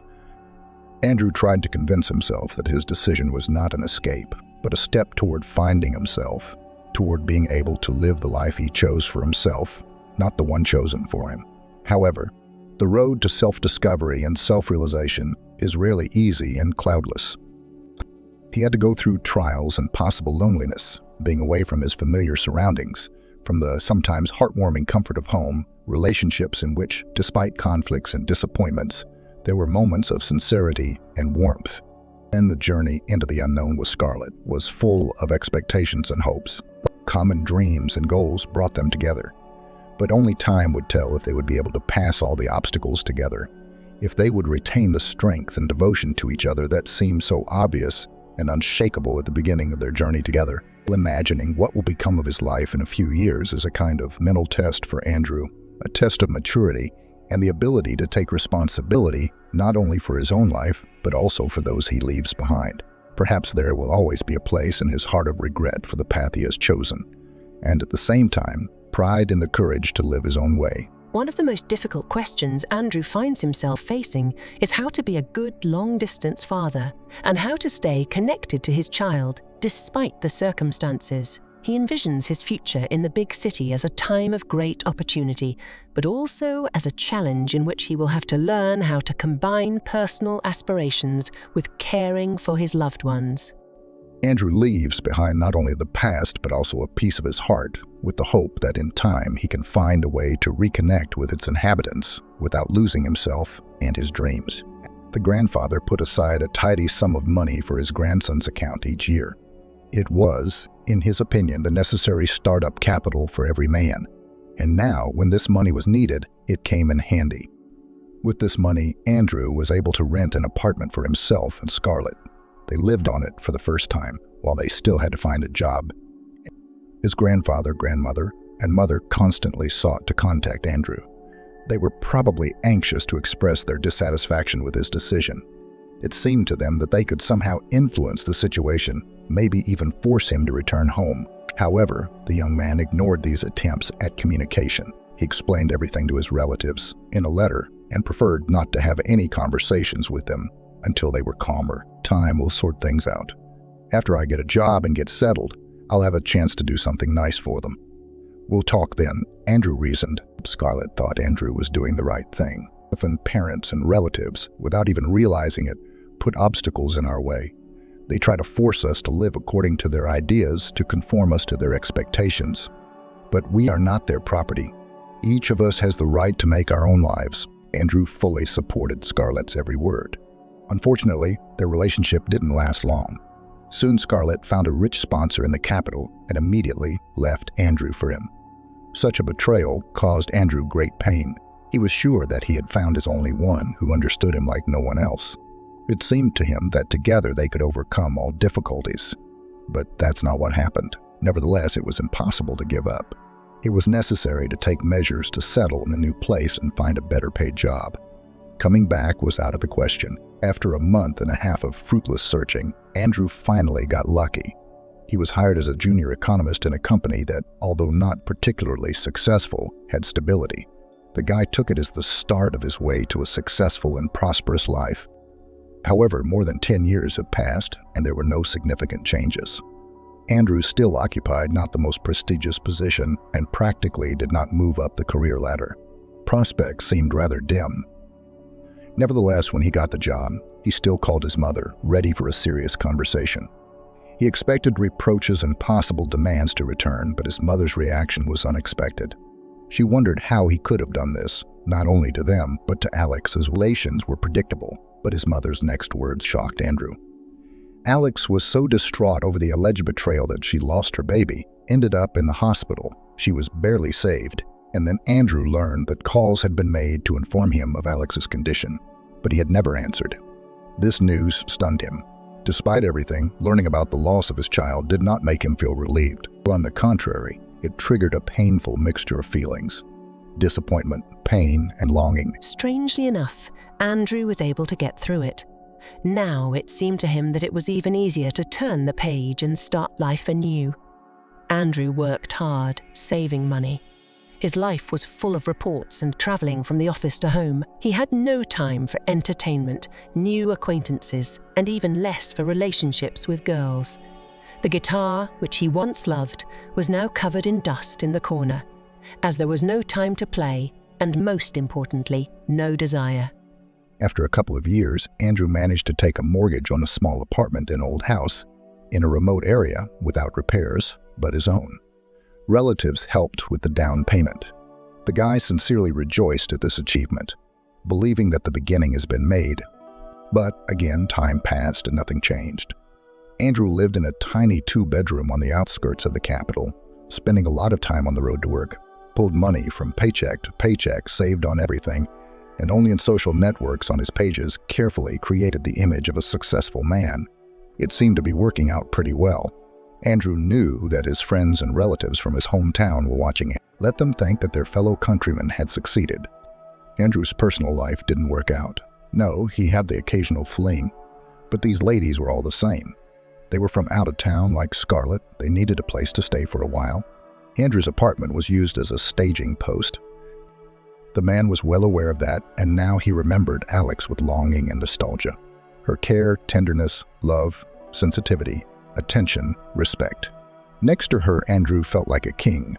She gave him the feeling of wings behind his back. And the others, they were always just using Andrew. The man understood this perfectly well and agreed. Where could he go? Then, in his youth, Andrew thought that he would have many more like Alex. Only with the years he realized that strong feelings and sincerity in relationships, a great rarity, but nothing could be taken back.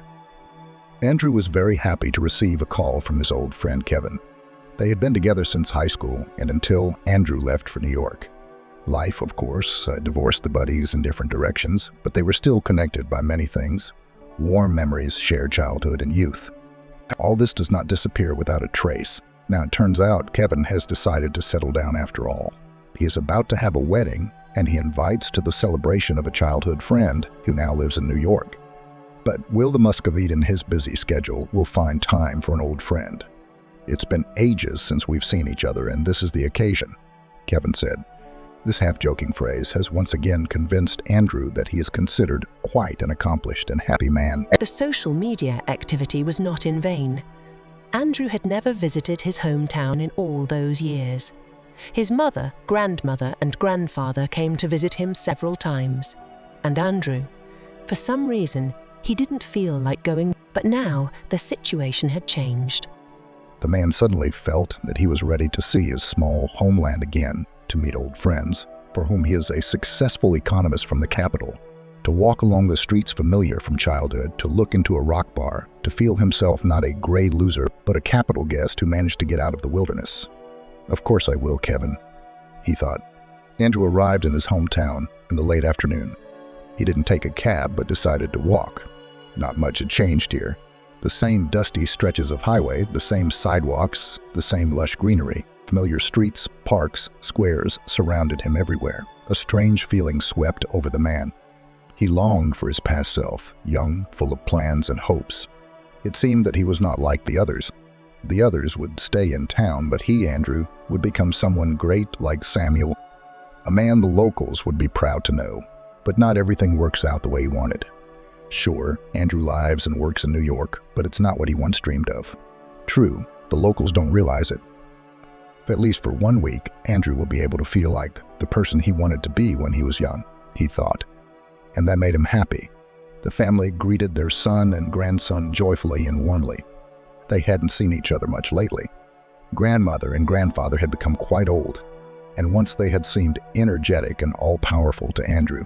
Time spares no one, and Mom was not the beautiful and young woman she used to be. Andrew felt sad at the thought that they were the only people on the entire planet who cared about him. He didn't even want to think about the days when they would be gone and he would be all alone. The next day, Andrew met Kevin and his fiancée at a cafe. Emma turned out to be a very pretty and pleasant woman. Kevin didn't let go of her hand. It was obvious that the friend was in love with his companion with all his heart. Under Emma's blouse, he could see a neat tummy. So that's it. Kevin is going to be a father soon. That's news, Andrew thought, but reflected on the fact that he'd have a teenage child by now if it weren't for, who knows, maybe if that baby had been born. Andrew would have come back from New York to him when he realized things weren't working out in the capital. Maybe he would have proposed to Alex and they would all have been together, living a big and friendly family. I wish I had realized then in my youth. Here it is. Happiness itself came into my hands, and I kept chasing the mythical crane in the sky. The friendly reunion went great. Andrew and Kevin were joined by their old buddies. They sat and discussed the details of their upcoming wedding and laughed a lot, just like when they were kids and young adults. Andrew's friends were all married, solid men. Some had grown a belly, some were beginning to gray. Grown family men, all just as fun as they used to be. Then Kevin and Emma went home, and Andrew and his friends went to an almost native rock bar. Here, to the man's relief, almost nothing had changed either. The buddies came in here periodically. They still remained their own here, which was very warming to the soul. Andrew diligently played the role of a successful Muscovite, treating his buddies to a beer and telling them about his life. He didn't lie, of course, but he presented the facts in such a way as to preserve the image of a man who had managed to realize the dream of his youth. "Well done, Andrew," declared the friend, clapping the man on the shoulder. "As he always said, when you were young, you'll achieve more. And here you have done it. We're all even a little jealous of you here." Andrew smiled at his friend and remained silent. If he knew exactly what he was jealous of, the next day was the wedding. Andrew arrived at the appointed time. A crowd of dressed-up guests, the newlyweds' adult relatives, and their friends all gathered together. Andrew was even at first confused by such an abundance of strangers. Then his friends called him. All of them came to the party with their other halves. Family, serious people.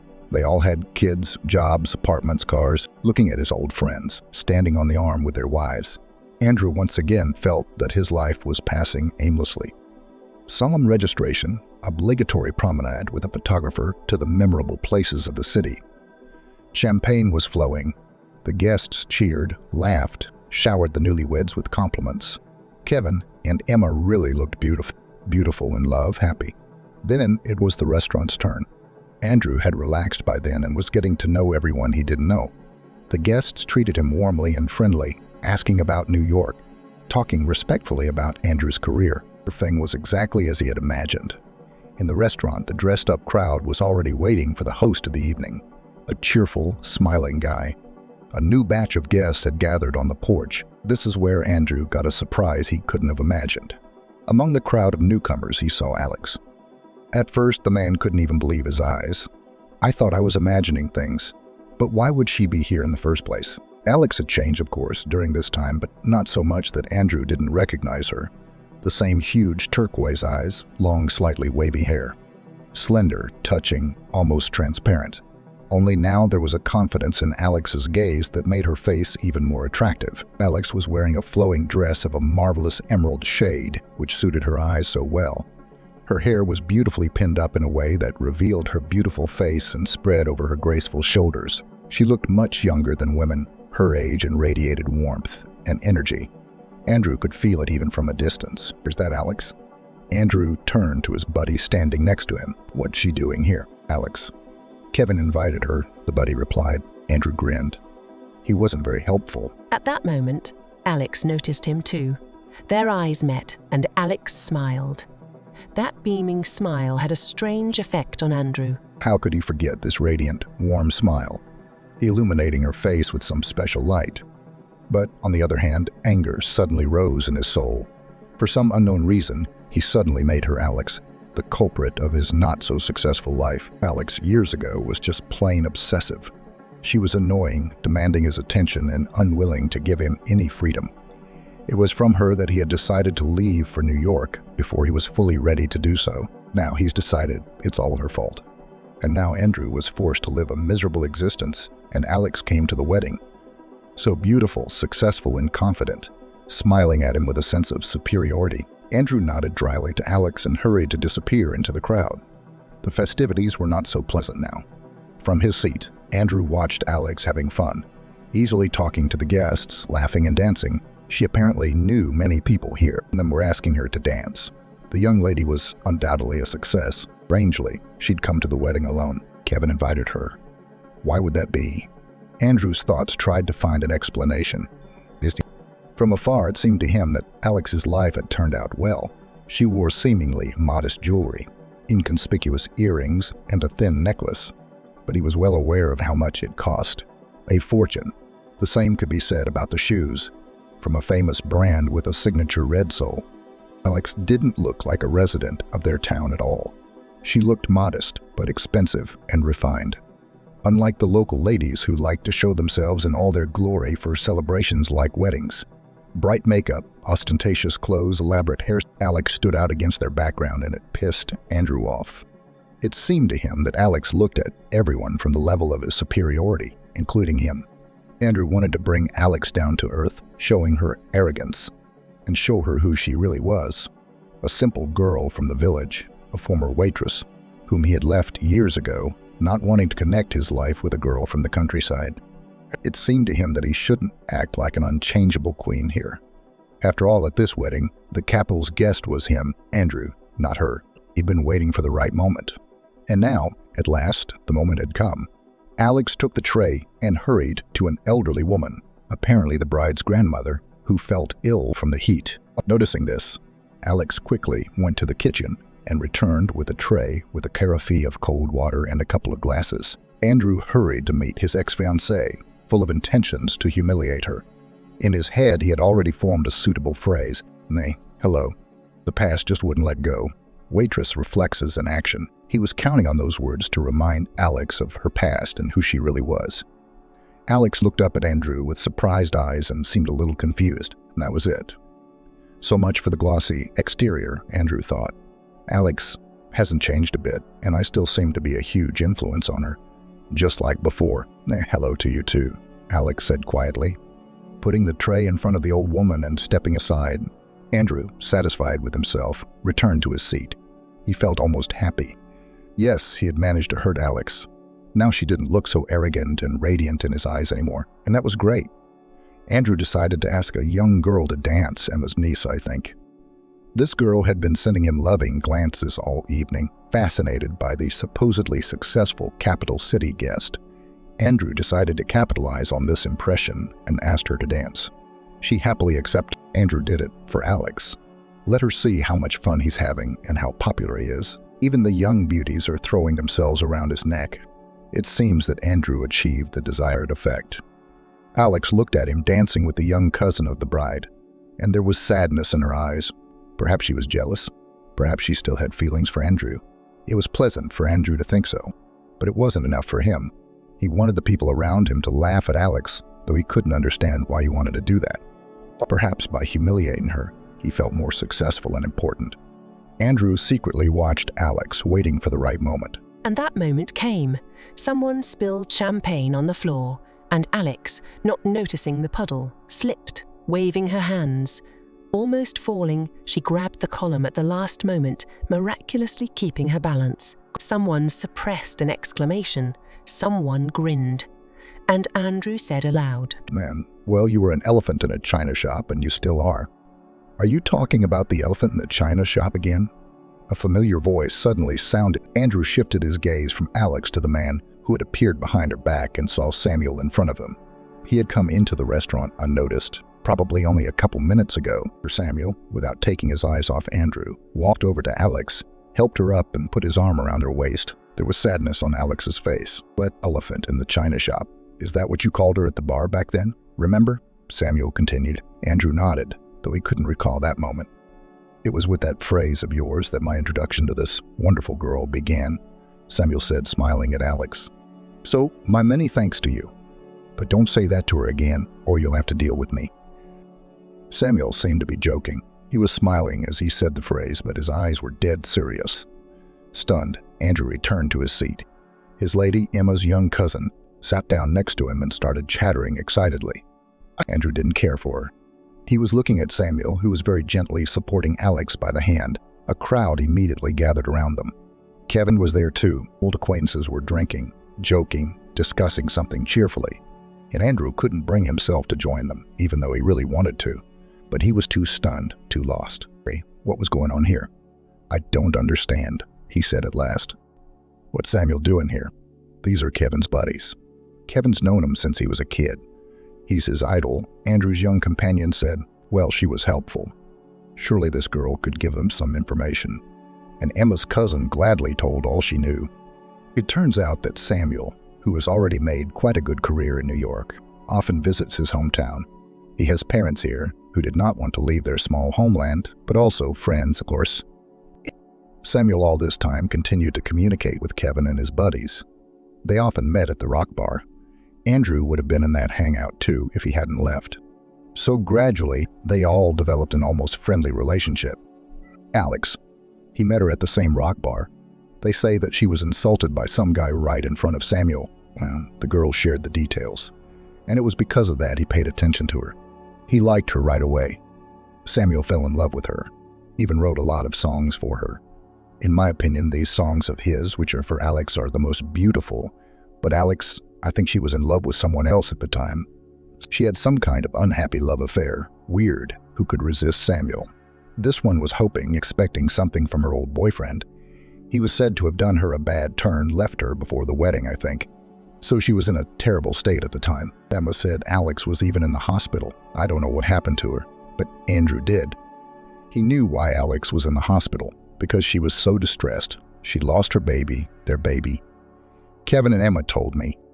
Alex didn't go back to work at the rock bar. She went to her family in the country, and Samuel found her, got her address from some people he knew and went. Samuel himself. It's such an amazing story. I never would have believed it could happen. Don't believe in fairy tales after that. Yeah, it's a really unique story. For some reason, Andrew was picturing it all very vividly. It was like watching a movie. Samuel goes to a rock bar every night hoping to meet the waitress who charmed him. Of course, he learned all he could about Alex from mutual acquaintances. Kevin and the other buddies all knew, of course, that Andrew had dumped Alex before the wedding and left for New York. The guys, they understood the friend, especially since he wasn't going to give up the baby, and even supported him. Approve of the deed.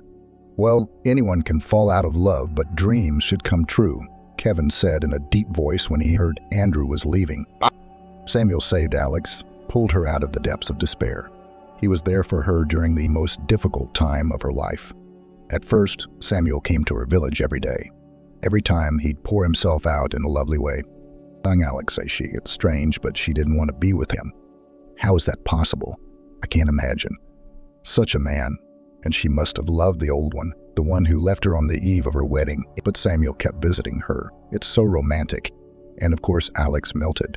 And they've been together ever since. What? They got married.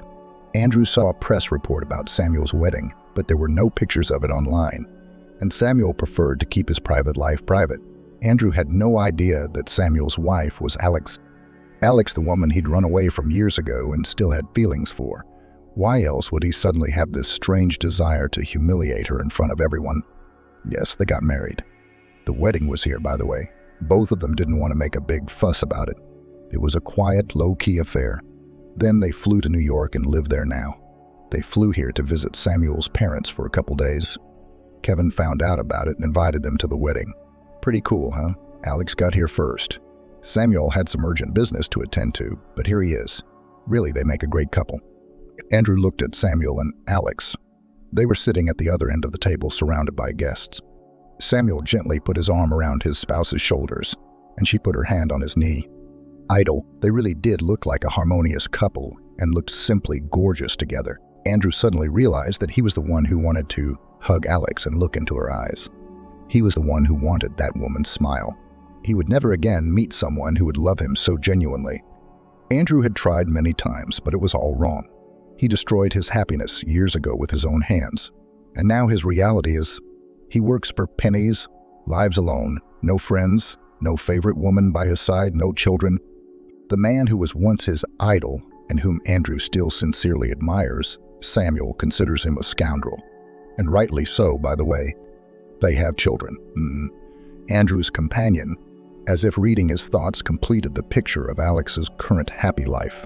She had no idea that Andrew was the cruel bridegroom who left his bride before the wedding. Otherwise, she would hardly have spoken to him in such a friendly manner. The boy and the girl are twins. I've even seen them. They're so cute, like the babies in the commercials. Andrew felt like a jerk. First, he wanted to make a splash with the people he knew, to come here as some sort of metropolitan visitor. Successful, more accomplished than his small-town friends. At least for a couple days, to feel like someone more important than he really was. And Alex. Wanting to humiliate her was pathetic and ridiculous too. She was doing so well in her life that his attempts to ruin her mood looked silly, to say the least. Andrew couldn't stand being here any longer. The very atmosphere was weighing on him. The sight of happy faces, familiar faces from the past, made him sick. It was not enough to start behaving inappropriately in front of everyone. Andrew felt that he was close to smashing a plate on the floor, smashing the wall with his fist in the end, or even worse, crying. He was cut short by a cloud of all sorts of emotions. Andrew realized he had to leave, silently, quickly, without saying goodbye to anyone. Samuel himself was here. It was unlikely that anyone would notice Andrew's disappearance now. The man got up and headed for the exit. Hurry, hurry, hurry, to get away from here. I don't care where. It was not a matter of the first importance. And so Andrew wandered through the night streets. He's already gotten a decent distance from the restaurant. His feet carry him toward the center of town. The man passed a rock bar. No, he had no desire to return to that place. He left behind the public garden where he spent so much time with his friends, bypassed the amusement park. He had many memories with each of these places, mostly happy and pleasant ones. He didn't want to go home. His mom, grandfather, and grandmother would be there. They would start asking Andrew about what had happened. They'd be worried, anxious. No, it's better to be outside by yourself. Andrew will come back later when the family is asleep. The man walked through his hometown, wherever he could see. Crushed, confused, he felt like a complete nobody and regretted that he had come to Kevin's wedding. He wished this situation had never happened in the first place. "Andrew, wait, I can't catch up with you." A voice came from behind him. The man turned around and it was the same young girl, Emma's cousin, rushing toward him. Andrew didn't even remember her name. "What are you doing here? You left so suddenly. I followed you. Your face was strange and very sad, I think. Why did you follow me? Why did you follow me?" The man was surprised. "Well, because I didn't feel like breaking up with you." Andrew looked into her pure, sincere eyes and wondered, could it be that he, so lowly and mean, could like this young creature? Apparently, the girl is really fascinated by him. Strangely, but it made his soul warm. Andrew realized that not all was lost. He's only 35. A whole life is ahead of him, and what kind of life it will be depends only on him. Obviously, the man had made a lot of mistakes, but he's only human. The main thing is to make the right conclusions and live on, live happily. Something needs to change in yourself, in your worldview. If the previous actions led to such a deplorable result, it means only one thing. Now it is necessary to act differently. That's all. The girl looked at Andrew with hope. In her eyes, he saw admiration. No, the man was not going to take advantage of the young beauty's naivety. Right now, he would just walk her to the restaurant, and there was no telling what could happen to a young girl on the street at night. Andrew will say something reassuring and wise to her goodbye. He's an adult, and he'll leave this town. He's got a long way to go to work out his mistakes, but it's going to work out, it's going to work out.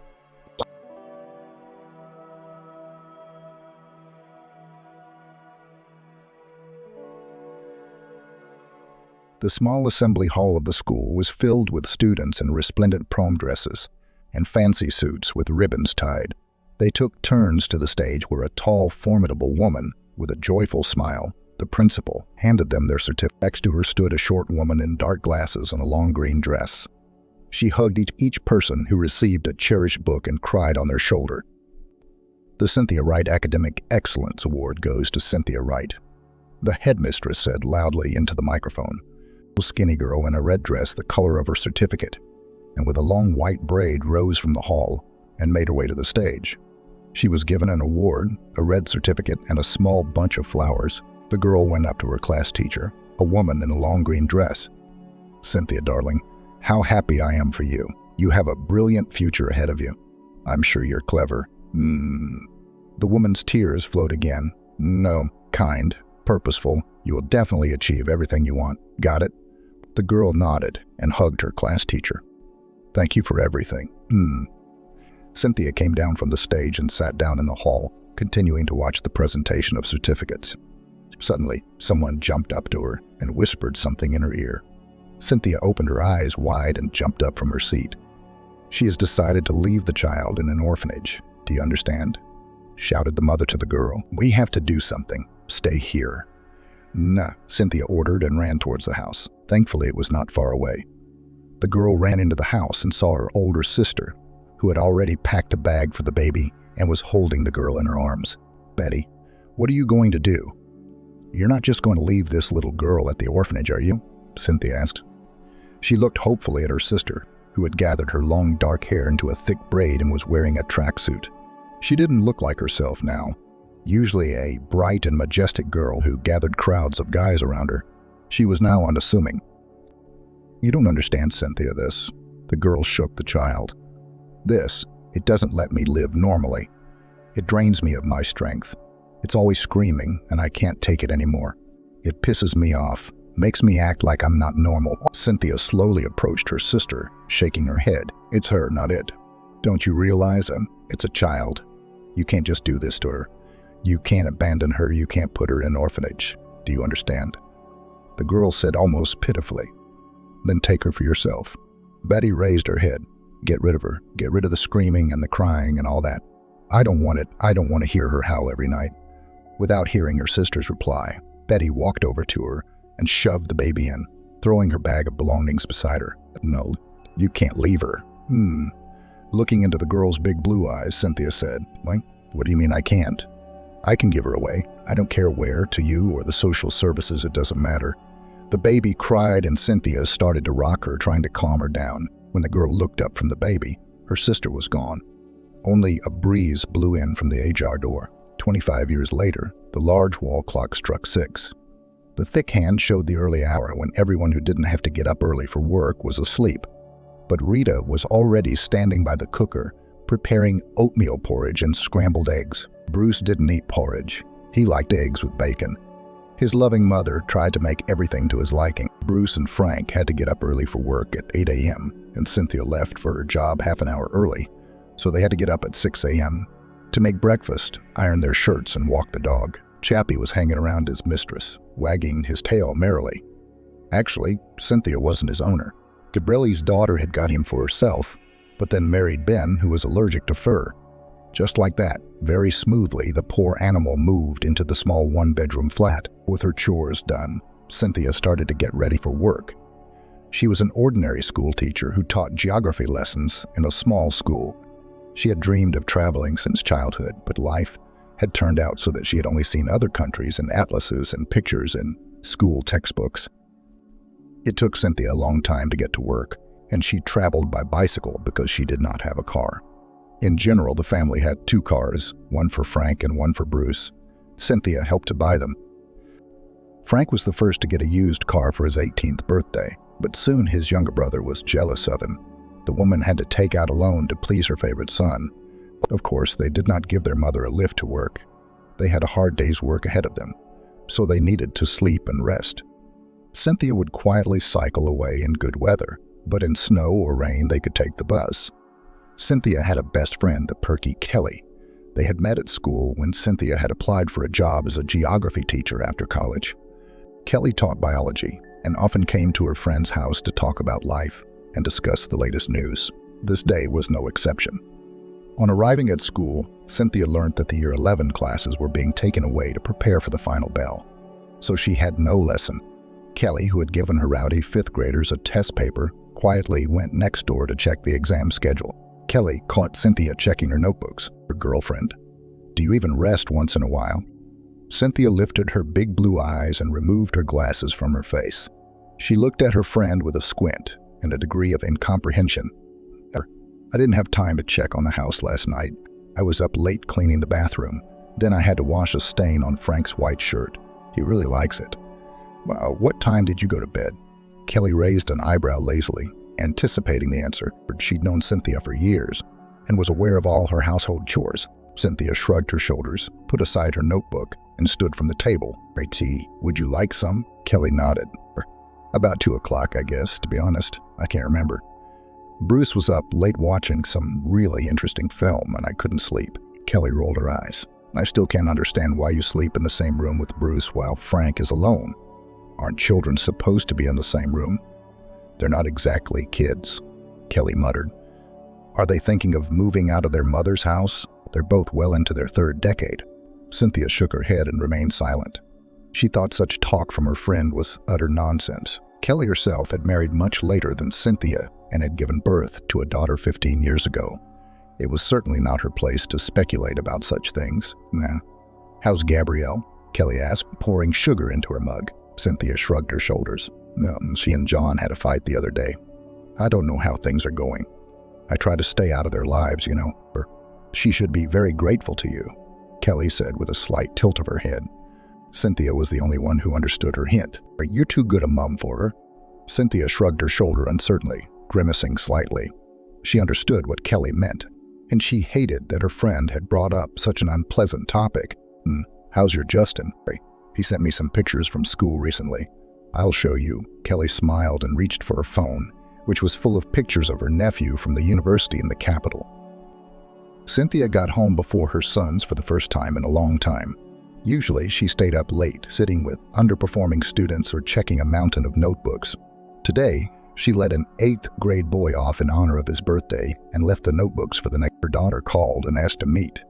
Gabrielle didn't see her mother often, and this was an event for Cynthia. She hurried home to make her daughter's favorite pie. Gabrielle arrived early. Cynthia had not yet had time to take the pie out of the cooker when the doorbell rang. The woman hurried to open it, trying not to trip over Chappie, who had smelled her former landlady. On the doorstep stood her tall, russet-haired daughter in a beautiful red dress. The girl smiled at her mother and threw herself around her neck, grabbing the box of chocolates more comfortably. "Mummy, I'm so happy to see you." "What smells so good?" Cynthia smiled and called into the kitchen. "Guess. Is it my favorite cherry pie?" "Mummy, you're great." The girl said enthusiastically and rushed into the kitchen, petting the dog on the way. Cynthia rushed to get the pie out of the oven before it burned. Gabrielle began to make tea. "How are you doing?" Cynthia asked, cutting into the steaming, delicious-smelling pie. Gabrielle smiled broadly and shrugged her shoulders. "No, John and I have made up. He gave me 27 roses in honor of the number of months we'd been together, and then he took me to the rooftop restaurant. You should have seen how beautiful it was." Cynthia smiled, happy for her daughter, putting the cake on the table. She sat down on a stool. Gabrielle set out several flavored mugs of tea and sat opposite. "How are Bruce and Frank? Haven't called them in a while." Cynthia shrugged, setting the pie down for herself and her daughter. "Bruce, studying. He's almost done his diploma. And Frank, I think he's got a girlfriend, but he won't tell me anything. Can you believe it? I don't even bother. He's a big boy, he's only a year and a half apart. I think he knows what he needs to do with a girl." Gabrielle laughed. Cynthia picked up on the laughter and shook her head. "You know, John and I have decided to take out a mortgage so we can have our own place. We're going to have kids soon, and it's hard to raise them in a rented flat." "So, why are you making excuses?" exclaimed the woman. "That's right. I raised you in a foreign city in a flat that didn't belong to us. So having your own flat is the right thing to do. Are you saying that to share or to get me to give you my approval?" Gabrielle set the mug down and the smile came off her lips. She looked out the window at the leg of the kitchen table and finally shifted her gaze to her mother. "Not for this. Not for that, you see. You have to make a down payment to get a mortgage. John and I don't have that kind of money right now, and I thought..." Cynthia left her cup of tea too and looked at her daughter carefully. "Do you want me to give you money?" Gabrielle shrugged her shoulders. "I know you have some. You're saving up for a holiday abroad. There's not only money for holidays, but also for a rainy day," Cynthia said slowly. The joy of her daughter's arrival had already waned, and the woman spoke with a note of sadness, foreshadowing an unpleasant conversation. "Hey, do you want me to give you the last of my savings?" "Not exactly, Mom, but how can I explain to you that we need the money? We need a place to live. As soon as John gets his bonus, we'll give you some of it back, and then..." The woman raised her hand in front of her, asking her daughter to shut up, and pressed her lips together. She hated saying no to her daughter, hated saying no to her children, but sometimes it had to be done. "You haven't paid me back the money you took out for John's car almost a year ago. You promised me that you and the bonus would pay me back then too. And then it was the last of the holiday money too." Gabrielle rolled her eyes. "Ma'am? Are you kidding me? You're the one who's going to remember every penny of it." Cynthia grinned bitterly and shook her head. "No, I'm not remembering every penny. I'm just asking you to be a little more considerate of your mother. You didn't even come to my birthday party, forgot about my brother's graduation, and missed my grandmother's funeral. I was working." Gabrielle exclaimed. Me too, but for some reason I always came to your holidays. And even when you and John had your first fight and you sat crying on the seafront in the rain, I took off work and came. Don't you remember that? Gabrielle looked away and pressed her lips together just as her mother had done a few minutes ago. So you won't give me any money then? Cynthia shook her head. Gabrielle jumped up from her seat, nearly dropping her chair, and rushed to the door. Thanks for your help, Mommy, the girl said, slamming the door. Lechings, the woman lowered her head, tears flowing from her eyes. She couldn't hold back any longer. Large, salty drops fell on the white tablecloth. Sobs were heard throughout the flat. Something clenched in Cynthia's chest, causing her unbearable pain. In the evening, when Cynthia had calmed down and was minding her own business, her sons returned. Mom, Bruce called out. Are you home? Cynthia answered from the kitchen. She was preparing dinner for her sons. I asked you to iron the white shirt yesterday, and you ironed the blue one.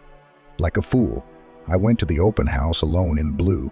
The woman rolled her eyes tiredly. She probably would have tolerated it another time, but after her conversation with Gabrielle, she was on edge. The white one was hanging in the wardrobe. It wasn't that hard to get it out and iron it. It would take a couple of minutes. Was it hard for you to remember my request?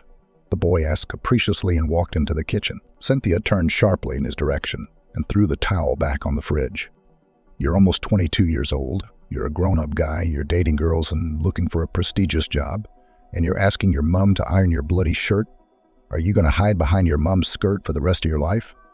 You're just like your deadbeat dad, said the woman loudly, throwing off her apron, and she walked briskly to her room. And yes, you sleep in your brother's room now. I am a grown woman, and I want to spend my free time in peace, not listening to your conversations and watching films at 2 a.m. Earthquakes are caused by the shifting of lithospheric plates. The most seismically active zones in our country are the San Andreas Fault. The largest mountain system of the continent is the Cordilleras, where the highest point, Mount Denali, is located. There is also the largest volcano, Yellowstone caldera. It is very dangerous to live there. There is a risk of earthquake or volcanic eruption. Japan is also in a seismically active zone. Shifts of lithospheric plates also cause the formation of large mountain ranges. The higher the mountain, the earlier it formed, meaning one plate moved on top of another. Cynthia spoke slowly and measuredly, twirling her pen in her hands and occasionally looking out the window.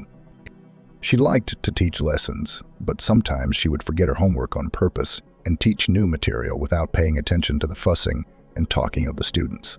There was a reason for that now. One mind was reeling over the past day, and Cynthia couldn't figure out who was right and who was wrong. She felt she had been too harsh with the children.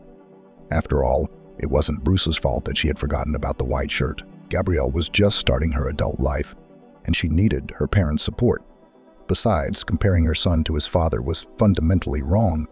Cynthia was sure that she had managed to raise her sons differently from their father, who had abandoned the family when he saw the first skirt he saw. Bruce did sleep in his brother's room. In the morning, Cynthia didn't say anything to them, and, offended, went to work to check the notebooks left over from the previous day. It seemed so wrong, but a voice inside, still offended by her daughter's words, argued that Cynthia had done the right thing. The woman's musings were interrupted by the creak of the door, which slowly opened and a short, blonde-haired boy entered the study. He dropped his backpack beside his desk and sat down, grinning at the teacher. Cynthia, surprised at his insolence, stood up from her desk, towering over the 8th graders, and someone started laughing. All thoughts of home and problems with the children immediately popped into Cynthia's head. She looked at the boy, at his smirk and cheeky face, and immediately remembered her children. Remembered Gabrielle's face when she heard her mother wouldn't give her money, Bruce's face when he'd wondered not to eyeball the shirts. And the woman snapped. Henderson stood up quickly from the table. Or else what? Brazenly grinned the boy. Otherwise your parents will be called to the school, and you'll be out of here immediately, Cynthia said sternly. She glared at the student with anger. His every movement, every sound and smirk made her hate him. What's wrong with you? Do you even know who my father is to say such a thing? You're a bloody mama's boy, Henderson. Cynthia continued, you will leave my office immediately. Or what? You're gonna drool on the baby. You're a loser like every other teacher in this school. You work for pennies, you're unhappy with your life, you hate children, and you've been out of a man for a long time, Mrs. Cynthia. Cynthia opened her mouth and gasped with indignation. Her hands clenched into fists. She looked at the boy and saw only evil in the flesh. The woman grabbed the schoolboy's backpack with one hand, his ear with the other, and hurried to the door. She almost threw the boy into the corridor, followed by his briefcase, which hit the concrete floor and all its contents fell out. "Get out, you little rascal," she shouted. "Shove your arrogance down your throat. And don't you dare come into this office again. You nasty, brainless boy." Cynthia slammed the door angrily, just in time to see the shocked teachers standing in the corridor. The woman shifted her gaze to the children and saw the frightened looks on their faces. They looked at her with fear, huddled into their desks. Cynthia sighed and returned to her seat. The students tucked into their books. After everything that had happened, Cynthia pondered the boy's words. He had a point. The teachers at the school worked for little pay, tolerated the insolent remarks of students like him, and were not happy with their lives. Every day, Cynthia observed herself to Kelly and the other colleagues. They were all terribly tired, with lots of problems at home and at school. Some who succumbed to life's difficulties were feared by the children. Some who chose the tactic of defiance were loved by the children. The second option belonged to those teachers who happily went home, letting children go home a few lessons early, not conducting tests and talking to them on extraneous topics. Oh yeah, those kids loved them. True, then in colleges and universities screamed about not knowing English or physics. The reason was the teachers who chose their peace, but those who tried to give children knowledge were not loved, and Cynthia was one of those who tried to combine the two tactics. She meekly tolerated the attacks of students like that blonde-haired boy. Going along when kids asked to be let off early on Friday or the last day of the quarter, while still trying to teach lessons and provide knowledge, the woman never thought the day would come when her kindness would only lead to trouble. There were not many students like Henderson, but those few who took advantage of her teacher's kindness and in time became insolent. The school disliked the teachers most of all because of them and turned into nasty and strict, not compromising and wanting only to leave the hated job as soon as possible. Henderson, however, was special. His father, a local MP, had a lot of power and gave his son to a rich lyceum where such children brought everything on a platter. However, after another scandal involving the son of the mayor of a neighboring region, the deputy had to send the boy to an ordinary school to save his place. Of course, at first it was difficult for him, but soon he realized that he could trump his father's influence and actively used it. The teachers got away with it, the children were shunned, and everything was relatively peaceful until Cynthia became indignant. She was in a bad mood. On a normal day, she would probably have guffawed or gently reprimanded the boy for being late, so as not to cause trouble. But under the pressure of her own problems, she did the opposite. After class, when Cynthia was about to go home, the school radio called her to the principal's office. Those teachers who were still in the school saw the woman off down the corridor with pity. One even patted her on the shoulder. The scandal quickly spread throughout the school, and everyone from the principal to the first graders knew what had happened. Cynthia slowly walked up to the large door with the principal's sign and wanted to knock, but immediately a man came out of the office, talking on the phone. The woman immediately recognized him. His face was on half the posters in the city before the next election. She wanted to say something, but the man was gone. "Mr. Kelvin." Cynthia knocked on the open door and stepped inside. The director, a short, gray-haired old man with a bald spot on his head, sat in a high office chair, rubbing his forehead with a wrinkled hand. He raised his head at the teacher who entered and put on his half-glasses, looking at her carefully. "Mrs. Cynthia, hello." Mr. Kelvin said hello and pointed to a chair in front of the desk. Cynthia nodded and sat down.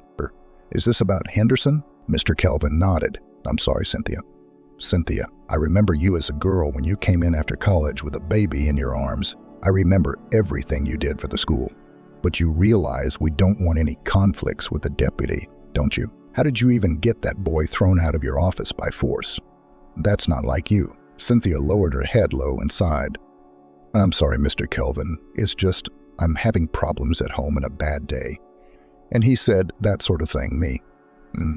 Cynthia sighed, trying to hold back tears. Mr. Kelvin held out a glass of water and shook his head. He folded his wrinkled hands on the table, squeezing their lock with force.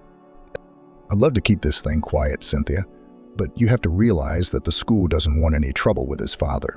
We'd lose our funding and we'd be inundated with inspections. All the teachers will be sent in for performance reviews. It's easier for me to leave the school. Cynthia concluded quietly, taking a drink of water. Resentment and despair squeezed her throat, cutting off her oxygen supply. The woman was almost out of breath. The school was part of her life. She had worked there for over 20 years. The office, the children, the lessons. The notebooks all seemed so familiar it couldn't be otherwise. And now that part was being taken away from her, leaving her soul torn to shreds. I'll let you resign on your own. I'll try to keep it quiet so the details don't get out, but you know it's hard to hide. Everyone will talk, and the kids will bring other stories to their parents. If you ever want to work in a school, it won't be in our town. A pall shot over Cynthia's eyes and memories of days gone by flashed before her. She could clearly see the day she had to leave her hometown so that she and Gabriel could have a normal life. History was repeating itself. The town where she had raised 3 children, found friends, a job and colleagues, must be left. It was as if fate mocked her every time life seemed to fall into place. With the black gel pen left over from exams, Cynthia wrote her resignation letter of her own volition. A sprawling teacher's signature flaunted on the white sheet, letting the woman know that this was the end of normal life, the end of everything she had. Can I take my things back? The woman asked quietly. Mr. Kelvin nodded.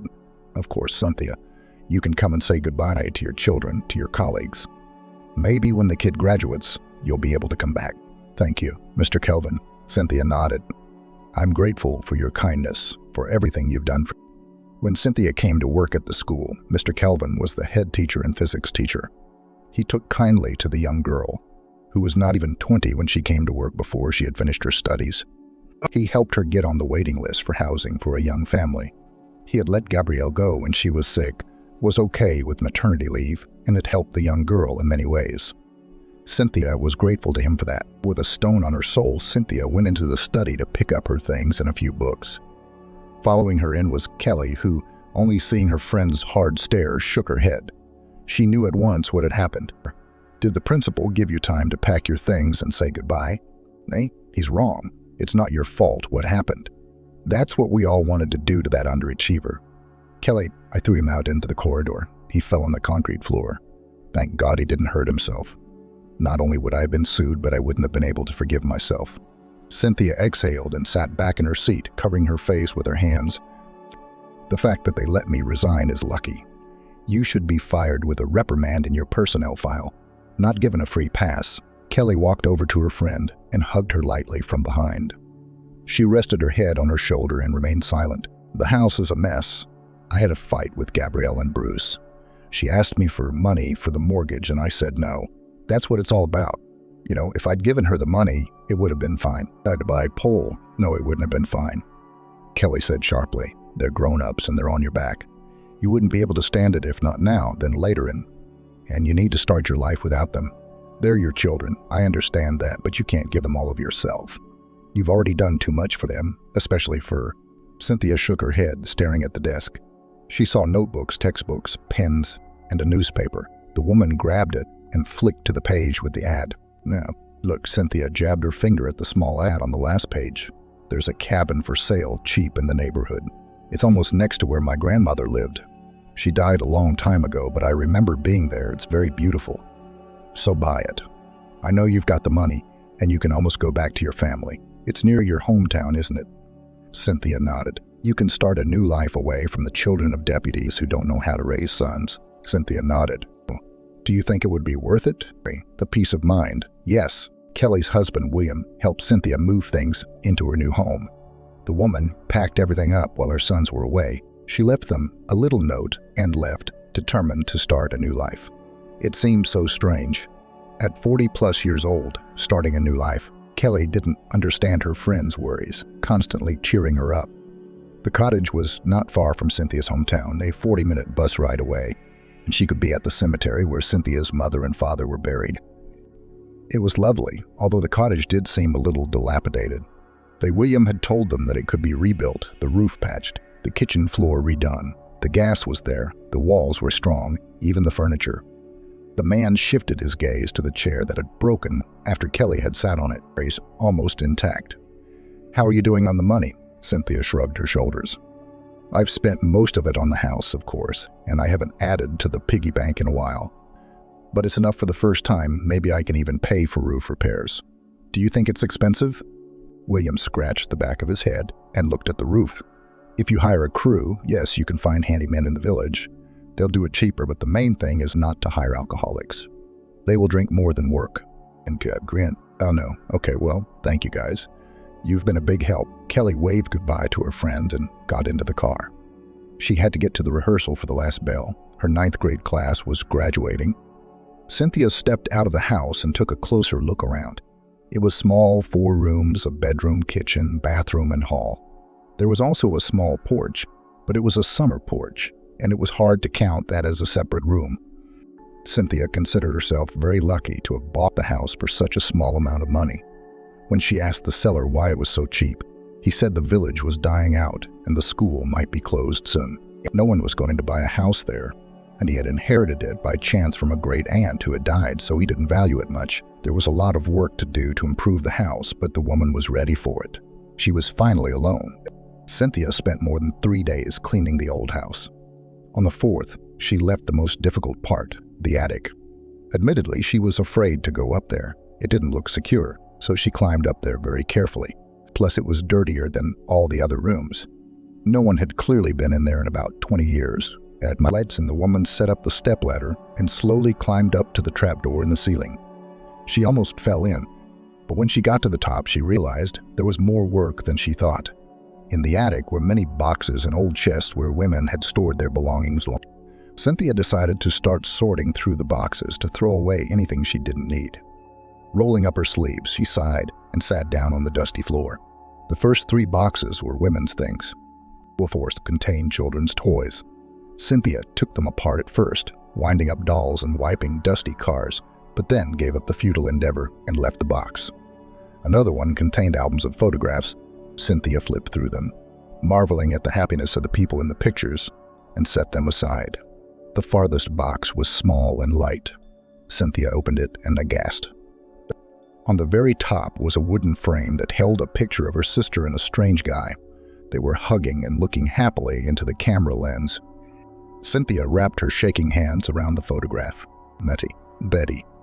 The girl looked exactly as Cynthia remembered her. Thick black hair, dark eyes, sharp facial features, and a narrow nose. The woman hadn't seen her sister in over 25 years. She was sure she was dead. Seeing a picture of Betty happy seemed very strange and brought bitterness to her soul. Cynthia pulled out the frame and saw a small wooden box with the letter B carved on it. The woman opened it and saw a small pendant box in the shape of a scarab beetle. Betty's pendant. Underneath, it was another picture. This one had just a guy in uniform. The year was written on the other side. The woman gasped in surprise, the year of the girl's birth. The man smiled. A letter lay next to it. Cynthia unfolded it and smiled, starting to read the lines. Smegya Betty. I am writing to you, hoping to get a reply. You haven't answered in so long that I was afraid for you. What if something has happened to you? Grandma should be visiting soon. I hope you'll be with her. I missed your hair the color of night and your piercing eyes that looked straight into my soul. I can't live without the touch of your velvet skin. A day without you is agony, and I haven't seen you in 5 months. I miss our moonlit lunches and long late-night conversations. I hope all is well with you. Your loving Cynthia sighed sadly. This seemed to be the baby's father. There were others under that envelope. With each letter, Jerry grew more and more desperate. He wrote that he missed her and couldn't be without Betty. In the last letter, he wrote that his grandmother had told him everything. No, she was not too long ago and told me that you had gone to your house and never came back. I have no idea what happened. You probably found someone else, richer or prettier, I don't know. I hope you're happy. In case you're wondering, I've decided to stay in the army on a contract. You probably won't read this. I don't know your new address, so I'm writing to my grandmother's address. Jerry. Jerry seemed to really love Betty, but she wasn't looking for love. She was looking for something else. Cynthia went downstairs. She didn't want to read any more letters. It bored her. She felt sorry for Jerry. He had written such beautiful lines to Betty, and Betty was herself all the years as the older sister. She had acted as if she were a couple of years younger than Cynthia. Back then, the still young girl had to sort out her problems and hide their consequences from her ailing father. If anything happened to Betty, everyone ran to Cynthia, and she dealt with all the problems. Broken windows, missing money from her father's stash, late returns, and more. Betty never thought about the feelings of others. Jerry was no exception. Cynthia cooked potatoes and cucumbers she'd bought from her neighbor's grandmother on the old, greasy cooker and sat down to dinner. The food wouldn't go down her throat, however. She looked at the seemingly appetizing potatoes and could not swallow a bite. Everything seemed bland and tasteless. The reason for this was thoughts of her sister. The woman had not seen her sister for over 25 years. She didn't even know if Betty was alive, and now her conscience was beginning to torment her. Betty was a sister, no matter what, so she couldn't just abandon her. "We have to find her," Cynthia said firmly and took a bite of cucumber. A clear plan formed in Cynthia's mind. She saw no obstacle to finding her sister. The letters had stirred her soul. The next morning, Cynthia went upstairs, going through the boxes looking for something that might help find Betty. There was nothing in the letters. However, at the deepest depths lay an old notebook with many numbers and addresses in it. The numbers were probably invalid. It had been so long, but the addresses could be verified. Cynthia could safely say that the book belonged to her sister. Betty's crooked handwriting she could recognize from 1000. She had sprawling letters and long curves. At the very end of the book was the girl's name, Donna Smith. Next to the name it said, "Call for help." Betty had a habit of signing everything she could so she wouldn't forget. She always carried a notebook with her and wrote in it the names of suitors and the places and times she met them so she wouldn't get them mixed up. Cynthia had laughed off this habit, but now realized it wasn't such a bad thing. Cynthia tore out the sheet and stuffed it in her pocket. Sure, it had been a while, but maybe this Donna could help. The woman finished all the chores at home, asked her neighbors for the best bus ride to the address that was in the book, and scheduled a meeting. She left early the next day. Cynthia was glad to be back in her hometown, to walk through places familiar from her childhood, and to remember the past. The woman walked past the school and smiled. She saw the windows of her class. She remembered her graduation. She was prophesied to have a successful future. Cynthia knew the university she would enter. She had been preparing for the exams for a long time, and then what happened happened. The house it was in the notebook was on the very outskirts of the city. It was the neighborhood where the poorest lived. In Cynthia's class, only 2 people were from that neighborhood. They walked around in bad clothes and often with bruises. Both of them left after 9th grade and moved into the dormitory. Cynthia hoped their lives were better than they had been in high school. The basement where Donna's flat was supposed to be was empty with no door. Cynthia slowly stepped inside, looking around cautiously. "First, we'll put it up soon." A man smoking on a bench said in a hoarse voice. He smelled foul, probably of booze and cheap cigarettes. Cynthia smiled with a nod and walked inside before the man said anything else. In the entryway, the smell was the same as the man's. True, there was the added scent of urine as well. The woman sighed and headed for the 3rd floor. There, she surmised, was the room she was looking for. There was no lift, of course. Flat number 11 was on the 3rd floor. It had a large metal door with obscene writing scratched on it. The bell was pushed through the wall. Cynthia pressed it and gently removed her hand. There was no telling if it worked or not. A moment later, Cynthia heard heavy footsteps outside the door. Someone was walking towards the door and grumbling under their breath. "Who has come in there?" the woman asked and opened the door. The woman was tall, full, with thin hair pulled back with a scratched hairpin, wearing a drab dressing gown and a grease stain on her chest. Cynthia smiled. "Hello, Donna Smith. Depends what for." The woman stretched out, looking around. "You see, I'm looking for my sister. Her name is Betty. She wrote your address in her notebook." The woman made an incomprehensible rumbling sound and laughed. "Betty, I haven't heard from her in years. I owed her a favor, so I helped her about 30 years ago, maybe less." "When was the last time you saw her?" Donna shrugged. "I'm telling you 30 years ago, no 25. The neighbor's boy was born then. His mom was screaming when she went into labor that day. We just celebrated his 25th birthday. What did she want? Where did she go? She came running and all hell broke loose. She asked me to help her find a place to live.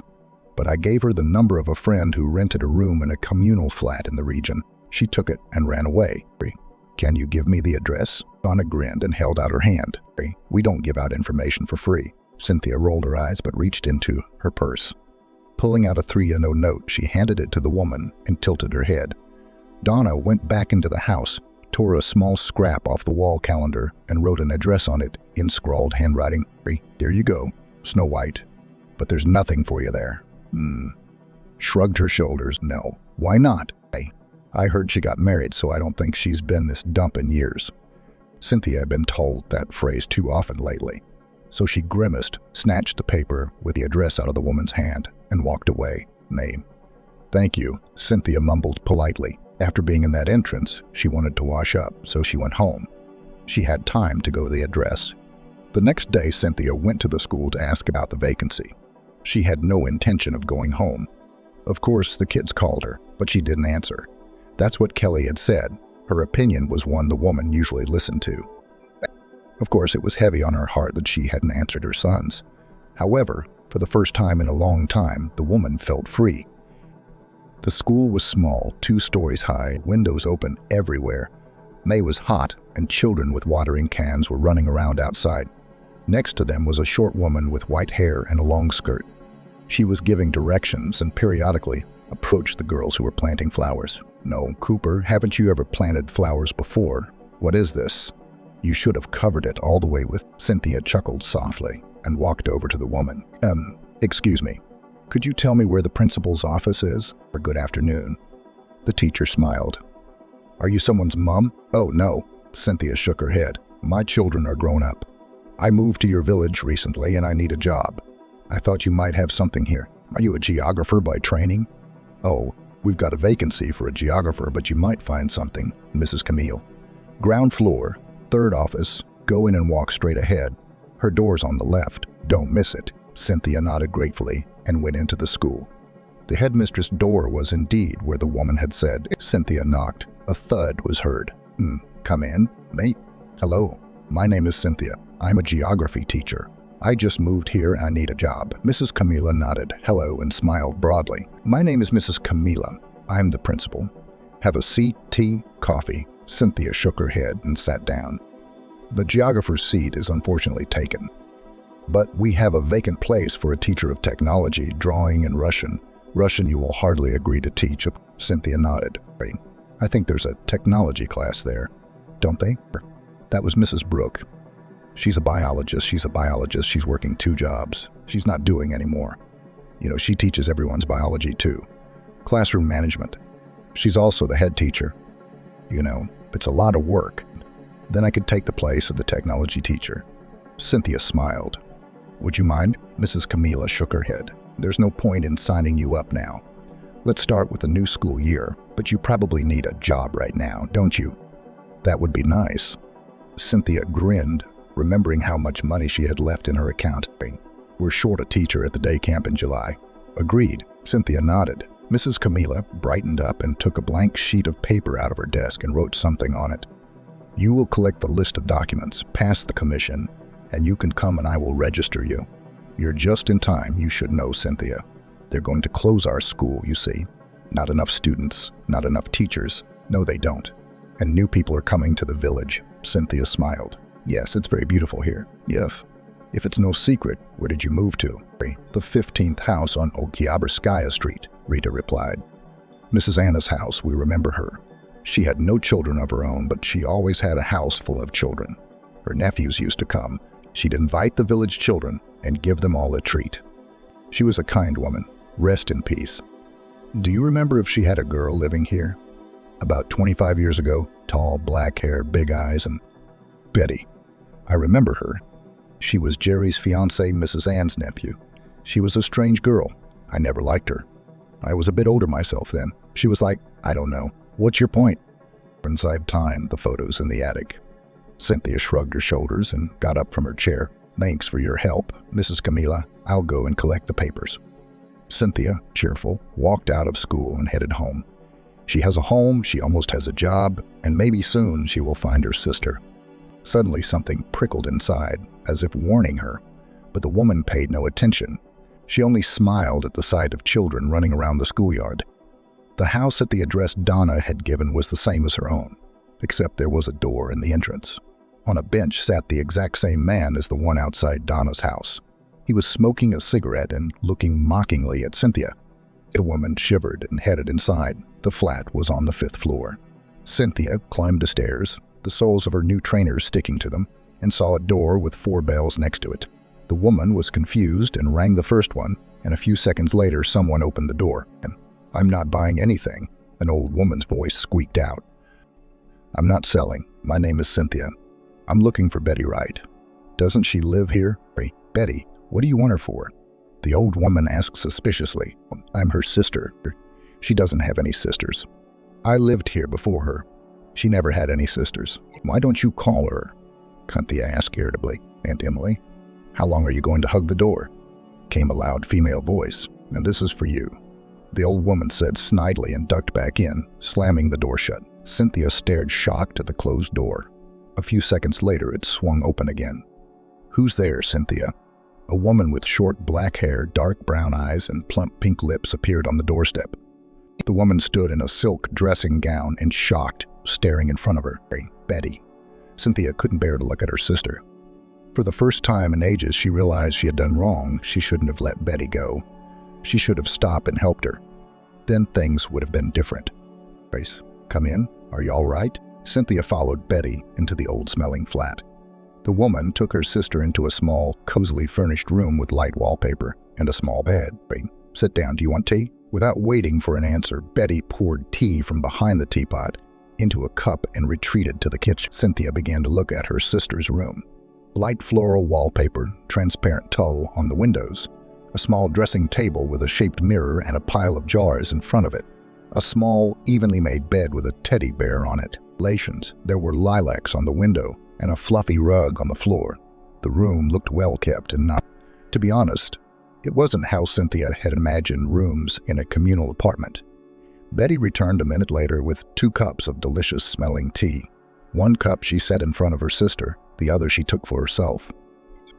"I won't offer you anything sweet for my figure," Betty said, running her hand over her waist and grinning. Cynthia smiled. "So how did you end up here?" "By chance, I bought a house and found pictures of you in the attic, so I thought I'd look you up. Your friend, Donna, told me where to find you." "Donna Pampuchetti, huh? I haven't heard from her in 100 years. Well, good of you to come. How are you doing? Married, I suppose?" Cynthia shrugged her shoulder vaguely. "I went out, yes, I came back in quickly. He left me for a mistress. When my eldest son was 10, son." "How many children do you have?" Betty asked interestedly. "Me, 3. Cynthia smiled. 2 boys and a girl. "They're grown up, living on their own." Betty clapped her hands with joy and said she had never doubted her sister. "I married a rich man. I thought I was doing well, but he soon swapped me for a young girl. At least he left me some money. I had a chance to buy this room back. I lived here, renting from a neighbor, and then I got married. I thought I'd never come back. But then life turned round." "Cynthia, listen, I hate to ask, but how is Anessa?" Cynthia frowned. She didn't know what she was talking about. "My daughter, she must have been brought up by her mom or by you." "You gave her away?" "Yes, she's not." "No, she's fine. We didn't give her away." Cynthia had a bad feeling and didn't want to tell her sister about her daughter's upbringing. She didn't understand why she had such thoughts in her head, but she didn't want to. "All right, well, how are Mom and Dad doing?" Cynthia looked away and pressed her lips together. "Dad got worse after you left and left us soon after. And Mom died 4 years ago of a heart attack. I'll give you the address of the cemetery. It's not that far." Cynthia sighed. "I don't understand how in all these years you've never met Mom. I moved to the next town over." Betty shrugged her shoulders. She seemed so friendly that Cynthia couldn't believe she was her sister. Of course, it had been so many years, and she was even glad if Betty had her head on straight. But it was strange talking to her after everything that had happened between them. "Betty, I found pictures of you and Jerry in the attic. There were letters too, and I'm sorry, but I read them and I don't understand why it happened between you and Jerry. Why did you leave him?" The woman lowered her head and covered her face with her hands. She looked like she was going to cry. She was breathing hard. "I was a fool then, Cynthia. You know, a fool. He loved me for real and I fell for the money. When I got pregnant with Anessa, I thought it was the end of everything. He was going to be in the army. I'd have to follow him and the baby around. I didn't want that. I dreamed of a rich life of happiness and freedom, and here was a child. I didn't have time to get rid of it. I had to give birth. And then I fell in love with him. Rich, handsome, tall. He promised to take me with him. So I decided to give Anessa away. What can I say? I was a fool. There wasn't a day I didn't regret it. Do you think she'll forgive me?" Cynthia listened to her sister with bated breath, and then she opened her eyes wide and was silent for a few seconds. "No, she has a family, and she doesn't know that her mother is not her own. The frightened Cynthia said, "It's better not to spoil the girl's life, not to make her quarrel with her mother. She has a good life," and Betty sides. "Now, I understand, Cynthia. Thank you for telling me. At least I don't have to worry about my daughter now. My spirits are in place. I wish I could find Jerry. I've been thinking about him lately too. He's in his 5th decade. My health's failing. I live in a shithole. I work in a shop. So I've been having these thoughts. I don't even know what to think about. I've been thinking about you and Mom and Dad and Anessa and Jerry. You must have been very upset when tears came to her eyes, and she stopped talking. I'm sorry, Cynthia. I came to see my sister, and she's complaining about her life. You'd say nothing's changed in years." Cynthia shook her head and walked over to Betty, wrapping her arms around her. "It's all right, Betty. I've found you now. I live near here. You can come round." "It's okay." Betty hugged her sister and sobbed even more. "One more thing, I can help you find Jerry. I bought a house from a relative of his, so in theory," Betty pulled away from her sister and looked at her with eyes shining with hope. "Really? Cynthia, you're not joking?" "No, of course I'm not joking about it, but are you sure you want to? What if he's already married and has a family?" Betty waved her hand. "I just want to apologize to him for everything. And you too, Cynthia. Thank you. You're the best." Betty's long, thin arms picked Cynthia up and squeezed her so tightly that she could hardly breathe. Cynthia returned home, happy to see her sister. She was shocked by Betty's changes and felt bitter that she had lied to her. After all, Betty had simply made a foolish mistake in her youth. She shouldn't have to pay for it all her life. It seemed very wrong. However, she could not explain the reason why Cynthia had not spoken of Gabrielle. It was instinctive. After dinner, Cynthia pulled her phone out of her bag and saw several missed calls from the children. The woman pressed her lips together and sighed. She missed them, constantly thinking about how Bruce and Frank were doing without her. "How was Gabrielle doing?" Cynthia resolutely dialed her second son's number. "Hello, Mum." Bruce asked loudly into the receiver. "Frank, come here." "Mum's on the phone, Mum. Why aren't you saying anything? Is everything all right?" Cynthia sobbed. "Oh, Bruce, everything is fine, my golden one. Are you all right in there?" "I'm fine, Mum." Cynthia heard the voice of her eldest son. "Where did you disappear to?" "Neither we nor Gabrielle said anything. She told us about what happened between you two. She was wrong. And Kelly told us about the job. We're sorry. Is that why you left?" The woman shook her head and then answered out loud, remembering that the boys couldn't see her. "No, it wasn't because of that." "Are you guys living well there? Is Gabrielle okay?" "Yes, Mom, it's fine. Come back. We miss you." "Me too, boys, but I can't yet. Sorry." The woman whispered and dropped the call. It became even heavier on her heart. She had never been separated from her children. After calming down, Cynthia dialed the number of the guy she bought the house from. She hoped the guy knew Jerry's address or phone number. He did know, but only the place of employment. Said he hardly ever talked to him, so that was all he could give. Cynthia agreed on the place of work. It wasn't too bad, though. The next morning, Cynthia went to the children's sports complex where Jerry worked. At least that's what his relative had said. It was a large building. Cynthia approached the security guard and asked how to find Jerry. "Thanks. What's the last name?" Cynthia shrugged her shoulders. "Very slight DA Kinku principal aerations. Arding apply 5 Jerry's per floor here." The woman smiled awkwardly, then aghast and reached into her bag. "Yeah, here's a picture of him. See if you recognize him." Cynthia handed the guard the photo. The man took it and hummed. "That one I know, don't I? Mr. Jerry is a karate instructor. He has a class on the 3rd floor now, room 25. Can you find it?" Cynthia nodded and set off to find him. She arrived just as the class ended, and the classroom was empty. There was only one man, tall, dark-haired, and with a large scar on his face. Are you Jerry?" The man nodded. "Do you want to put your child in the section?" Cynthia shook her head. "My name is Cynthia. I'm Betty Wright's sister." Jerry frowned. "I don't want to remember anything about her. She's a terrible woman. She's changed." "No," Cynthia shrieked. "She's different now. She asked me to find you to apologize. She's very sorry for what she's done. You see, she's all alone. I don't care." The man said harshly, "She deserved it. After all, she should have been alone." Jerry turned and walked away, leaving Cynthia alone. The woman rushed after him. "But please, Jerry, please. She's unhappy and she just wants to apologize. I'm begging you." Jerry stopped, his back tense. He turned round sharply. "Betty will never ask for forgiveness. She only loves herself and thinks only of herself." Cynthia frustratedly shook her head. Okay, Cynthia, just for your sake, okay?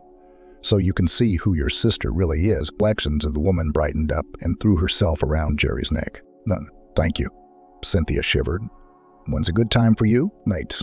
Let's do it tomorrow at 5 p.m. Cynthia gave Jerry her number, and the next day he picked her up to go to Betty's house together. They pulled up to the house and the man whistled. Or does she really live here? So she should. Jerry, I'm sorry, but you can't say that about my sister, Cynthia asked.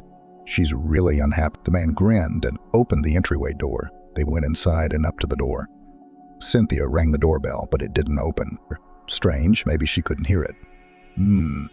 Cynthia pressed the next button. The door opened, and an old woman's head with a long nose poked through the crack. Mike, what do you want again? The old woman asked. Do you call Betty? I'd call Betty, but I can't. She's gone away. Not where? Cynthia frowned. To her daughters, I think. She said she had a daughter now. No, Cynthia shrieked and looked at Jerry in a daze. Are you sure it was to her daughters, or did she say something?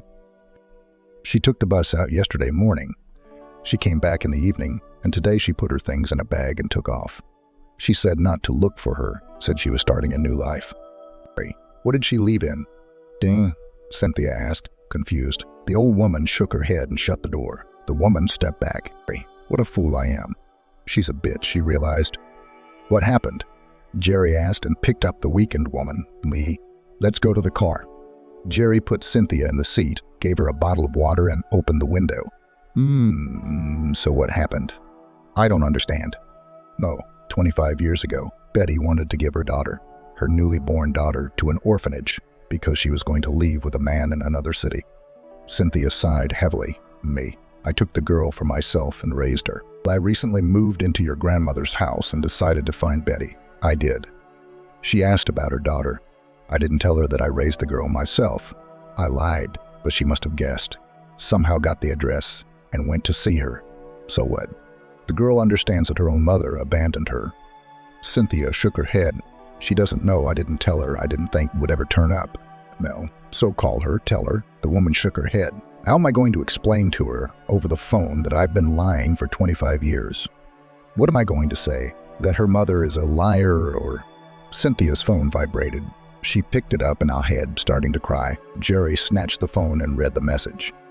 Aunt Cynthia, how could you lie to me for so many years? I'll never forgive you for that. The man shook his head and held out a handkerchief to the woman. 25 years ago. Is this my daughter? Cynthia nodded and sobbed again. She doesn't want to see me. How am I supposed to live? The woman asked through her sobs and looked at her phone. Grabbing it, she dialed her son's number. Bruce, there. What? Is she at your place? What did she say to Gabrielle? No, tell Gabrielle it's not true. She's lying, she's Gabrielle. Listen, daughter, don't believe her. As she put the phone down, Cynthia cried even harder. Betty told her that I took Gabrielle away from her, that I did it on purpose to leave her without her daughter. Gabrielle took the phone away from Bruce and the sobs got louder and told me to never come into her life again. What am I supposed to do now? Cynthia asked Jerry to drive her home to see her daughter. The man kindly agreed, wanting to get to know her. Did Betty hurt you badly? Cynthia asked after half an hour of traveling. She couldn't stay silent any longer. She needed a distraction. Jerry grinned. At the time, I thought I loved her more than life, but it turned out I didn't. She left, and the war took over me. Did you get this there? Cynthia asked, showing us our temple. Jerry nodded. You have more children, don't you? The woman nodded. Yours. Yeah, mine, Bruce and Frank. At least they answer the phone. They say Gabrielle takes Betty's word over mine. Bruce tried to prove it to her, but all she did was go home. I'm sorry, Jerry said, turning the wheel. And let's switch to you. I'm not used to you with my peers. Cynthia agreed, rubbing the phone in her hands. Soon Cynthia and Jerry arrived at Gabrielle's house, but she didn't even open the door. Betty relayed her words and slammed the door in her sister's face without even noticing Jerry. Now, she doesn't even remember me. The man grinned, but immediately stopped talking when he saw Cynthia sliding down the cold wall. No, she wasn't crying. She just couldn't feel anything. Betty had taken a part of her life. Let me take you home, Jerry said, sitting down next to the woman. Cynthia returned home alone. She kept dialing her daughter, but she didn't pick up and then blocked her mother's number. Bruce and Frank gave some details, but Betty shunned them. afraid they would lure her sister to their side. A few days later, Jerry arrived.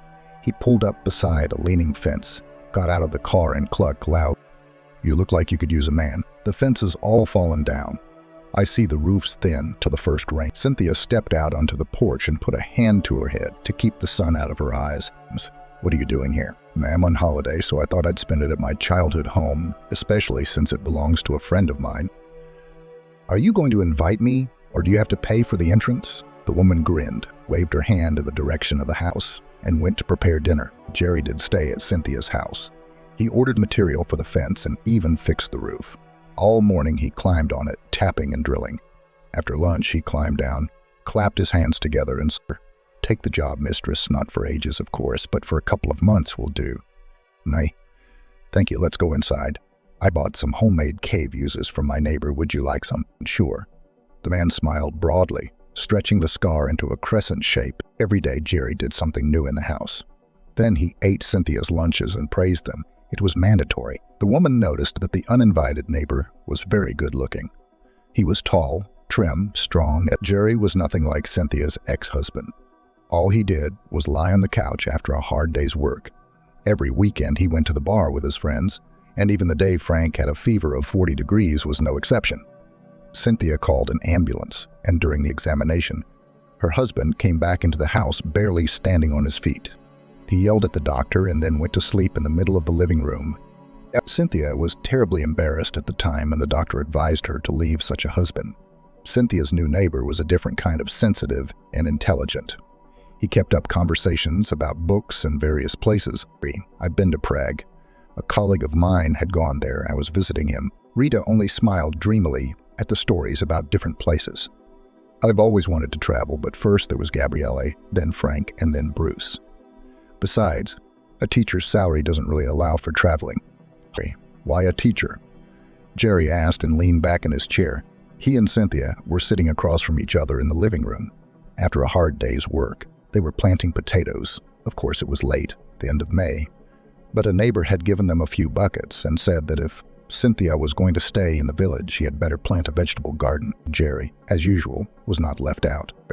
"I wasn't going to go to teacher training school, but Gabriel came along, and I blew the entrance exams and went to another town so as not to hear the neighbors' ridicule. So I went to the Pedagogical Institute, and then I went to the correspondence department, barely graduated, and went to work. That's the whole secret. Of course, I like to be with children, but it's hard. I got kicked out for throwing a student out into the corridor by force." There was a whistling sound in the room. Jerry shook his head in surprise. "Me, you." "I don't believe it. That was wrong." Cynthia shook her head, and besides, he was the son of a deputy. "I also framed the school I worked at. Either you have a demon inside you, or that bastard was so bad at geography." The woman sadly remembered that day. Geography had nothing to do with it. He was just cocky and overconfident, and I was too friendly. But, whatever is done for the best, isn't it? I found a sister, and what did I end up with? No daughter. Yeah, it's definitely for the best. There was silence, broken only by the sound of a mosquito flying around the room. Evan couldn't find anything to say, so he just remained silent. Jerry and Cynthia grew closer. They sat and talked more and more often. In the evenings, he talked about the war in the army, she about the children in school. Sometimes they went to help the old lady next door, who rarely had children over. First they cleaned her house, then they helped in the vegetable garden, and Jerry also mended her fence. The old lady was very grateful and gave the helpers a can of milk and a packet of cakes. One day in late June, Jerry, realizing that Cynthia would be returning in the dark, set off after her. He met her in the middle of the road. "Man, why are you here?" "It's dark. I thought you were scared." "Today is the 22nd. Cynthia said, as if it meant something. "It's the day of the shortest night of the year. Before you get home, it will be light." "Isn't it? But I'm scared to be home alone." Cynthia laughed. She knew she liked Jerry, and she knew he liked her, but she didn't know what the outcome of their affection would be. The blue night sky was covered in a scattering of millions of stars, and at the very top was a bright, full-body moon that lit up the walkway so brightly that it seemed as if it was daytime outside. "When you showed up at my compound and started talking about your sister, I thought you were just like her." Jerry suddenly started talking, hypocritical, bitchy and cruel. But then I saw how upset you were about losing your daughter, and I realized you weren't. You're the kind of woman I'd always like to have by my side, Jerry admitted. Cynthia stopped breathing for a second, then took a deep breath, hesitating to look at Jerry. I haven't had a wife or even a relationship for longer than a couple of months after Betty. She took away any faith I had in women, in people, but you were able to bring it back. Your jokes, your concern for the kids, your love of work, it all made me see that there was good in this world. Why do you say that? Cynthia asked. You and I are adults. I think it only takes a couple of days at our realized age to know if someone is your person or not. Cynthia finally shifted her gaze to the man. He was looking straight at her, his eyes shining with hope and something else, some feeling unknown to Cynthia. You're very good, really. 100 times better than my ex-husband or any man I've ever had in my life. But I'm 40+ years old, with 3 kids, a bunch of problems, and a bitchy sister. Do you really need that? The man grinned and pulled Cynthia to him. I'm not 15 either, Cynthia, and I know what I need. A tiny flame of hope lit in the woman's heart, and she smiled shyly. Cynthia was walking home from camp late that night. Everything had to be prepared before the inspection. It was almost dark outside, and she was enjoying the cool night air in the moonlight. Then she saw someone walking towards her. Jerry, Cynthia smiled. A man was walking towards her with a small bouquet of flowers in his hands. Cynthia smiled, embarrassed. Is that for me? It's for the most beautiful woman in this village. Jerry tilted his head. Cynthia laughed. Oh yes, clever, very clever. Thank you. Jerry smiled back, and putting up his elbow, Cynthia put her arm around him for a walk. Only if it's all the way home, I have no strength at all. Can you imagine? We've cleaned everything we can. I don't think a cleaning lady cleans this much in a year. We also clean everything we can before the inspection. One time they made us wash the jump ropes. Can you believe it? Cynthia laughed. We took a test before camp that asked how to disinfect baby nipples. And the camp was 7 years old. How silly is that? Jerry shrugged. The phone rang. Cynthia pulled the phone out of her pocket and gasped. It's Gabrielle. The woman whispered and took a step backwards out of weakness. Jerry picked her up, afraid she would fall. With a trembling hand, Cynthia pressed answer. Hello, Gabriel? Yes, I am. And who are you? Where's my daughter? What? How long? Let me talk to her, please, Gabrielle. Cynthia put the phone down and looked at Jerry in confusion. Her eyes were filled with fear, pain, and confusion. She's been kidnapped. They told me to pay $1.05 million in cash, and they said they'd send me the address. We should go to the police. Jerry said, pulling himself together. Cynthia shook her head and sobbed. They said if I go to the police, they won't spare her. Jerry sighed, taking the woman under his arms, and led her home. Gathering their things, they headed into town. By morning, they were at Cynthia's house. She opened the door with her key and was greeted by Bruce and Frank. The boys hugged their mother and looked at her worriedly. Mom, we can't get Gabrielle on the phone, and neither can John. It's been 2 days, May. What are you all worried about? Shrieked a cheerful voice from the kitchen. A woman in a red leather jacket came out into the corridor.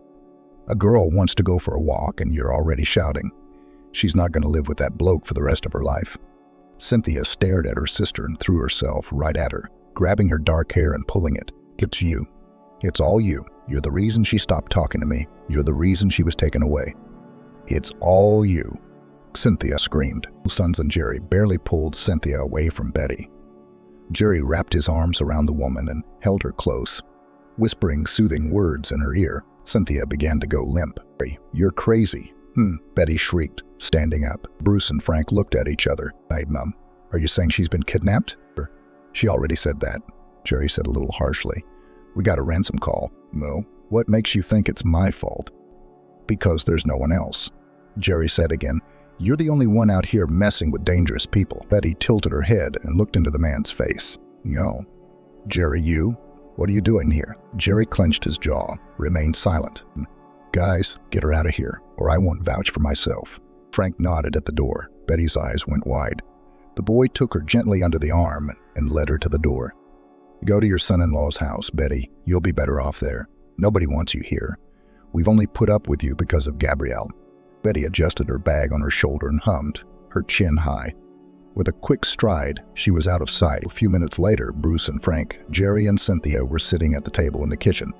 Bruce was making tea while the others were talking quietly.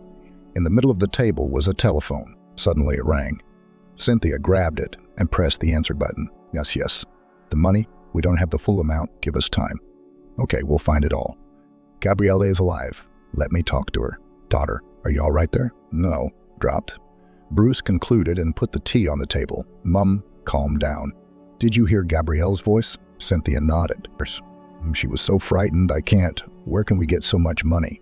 We could sell the cars. Frank shrugged his shoulders. No, Jerry said sharply. I've already called my friends in the army. We'll do it all. The woman jumped up from her seat and grabbed Jerry's hands. No, you'll ruin my daughter. She's my daughter too. The man objected. You haven't brought her up for years. Cynthia shouted. Don't you dare. We'll find the money and give the ransom.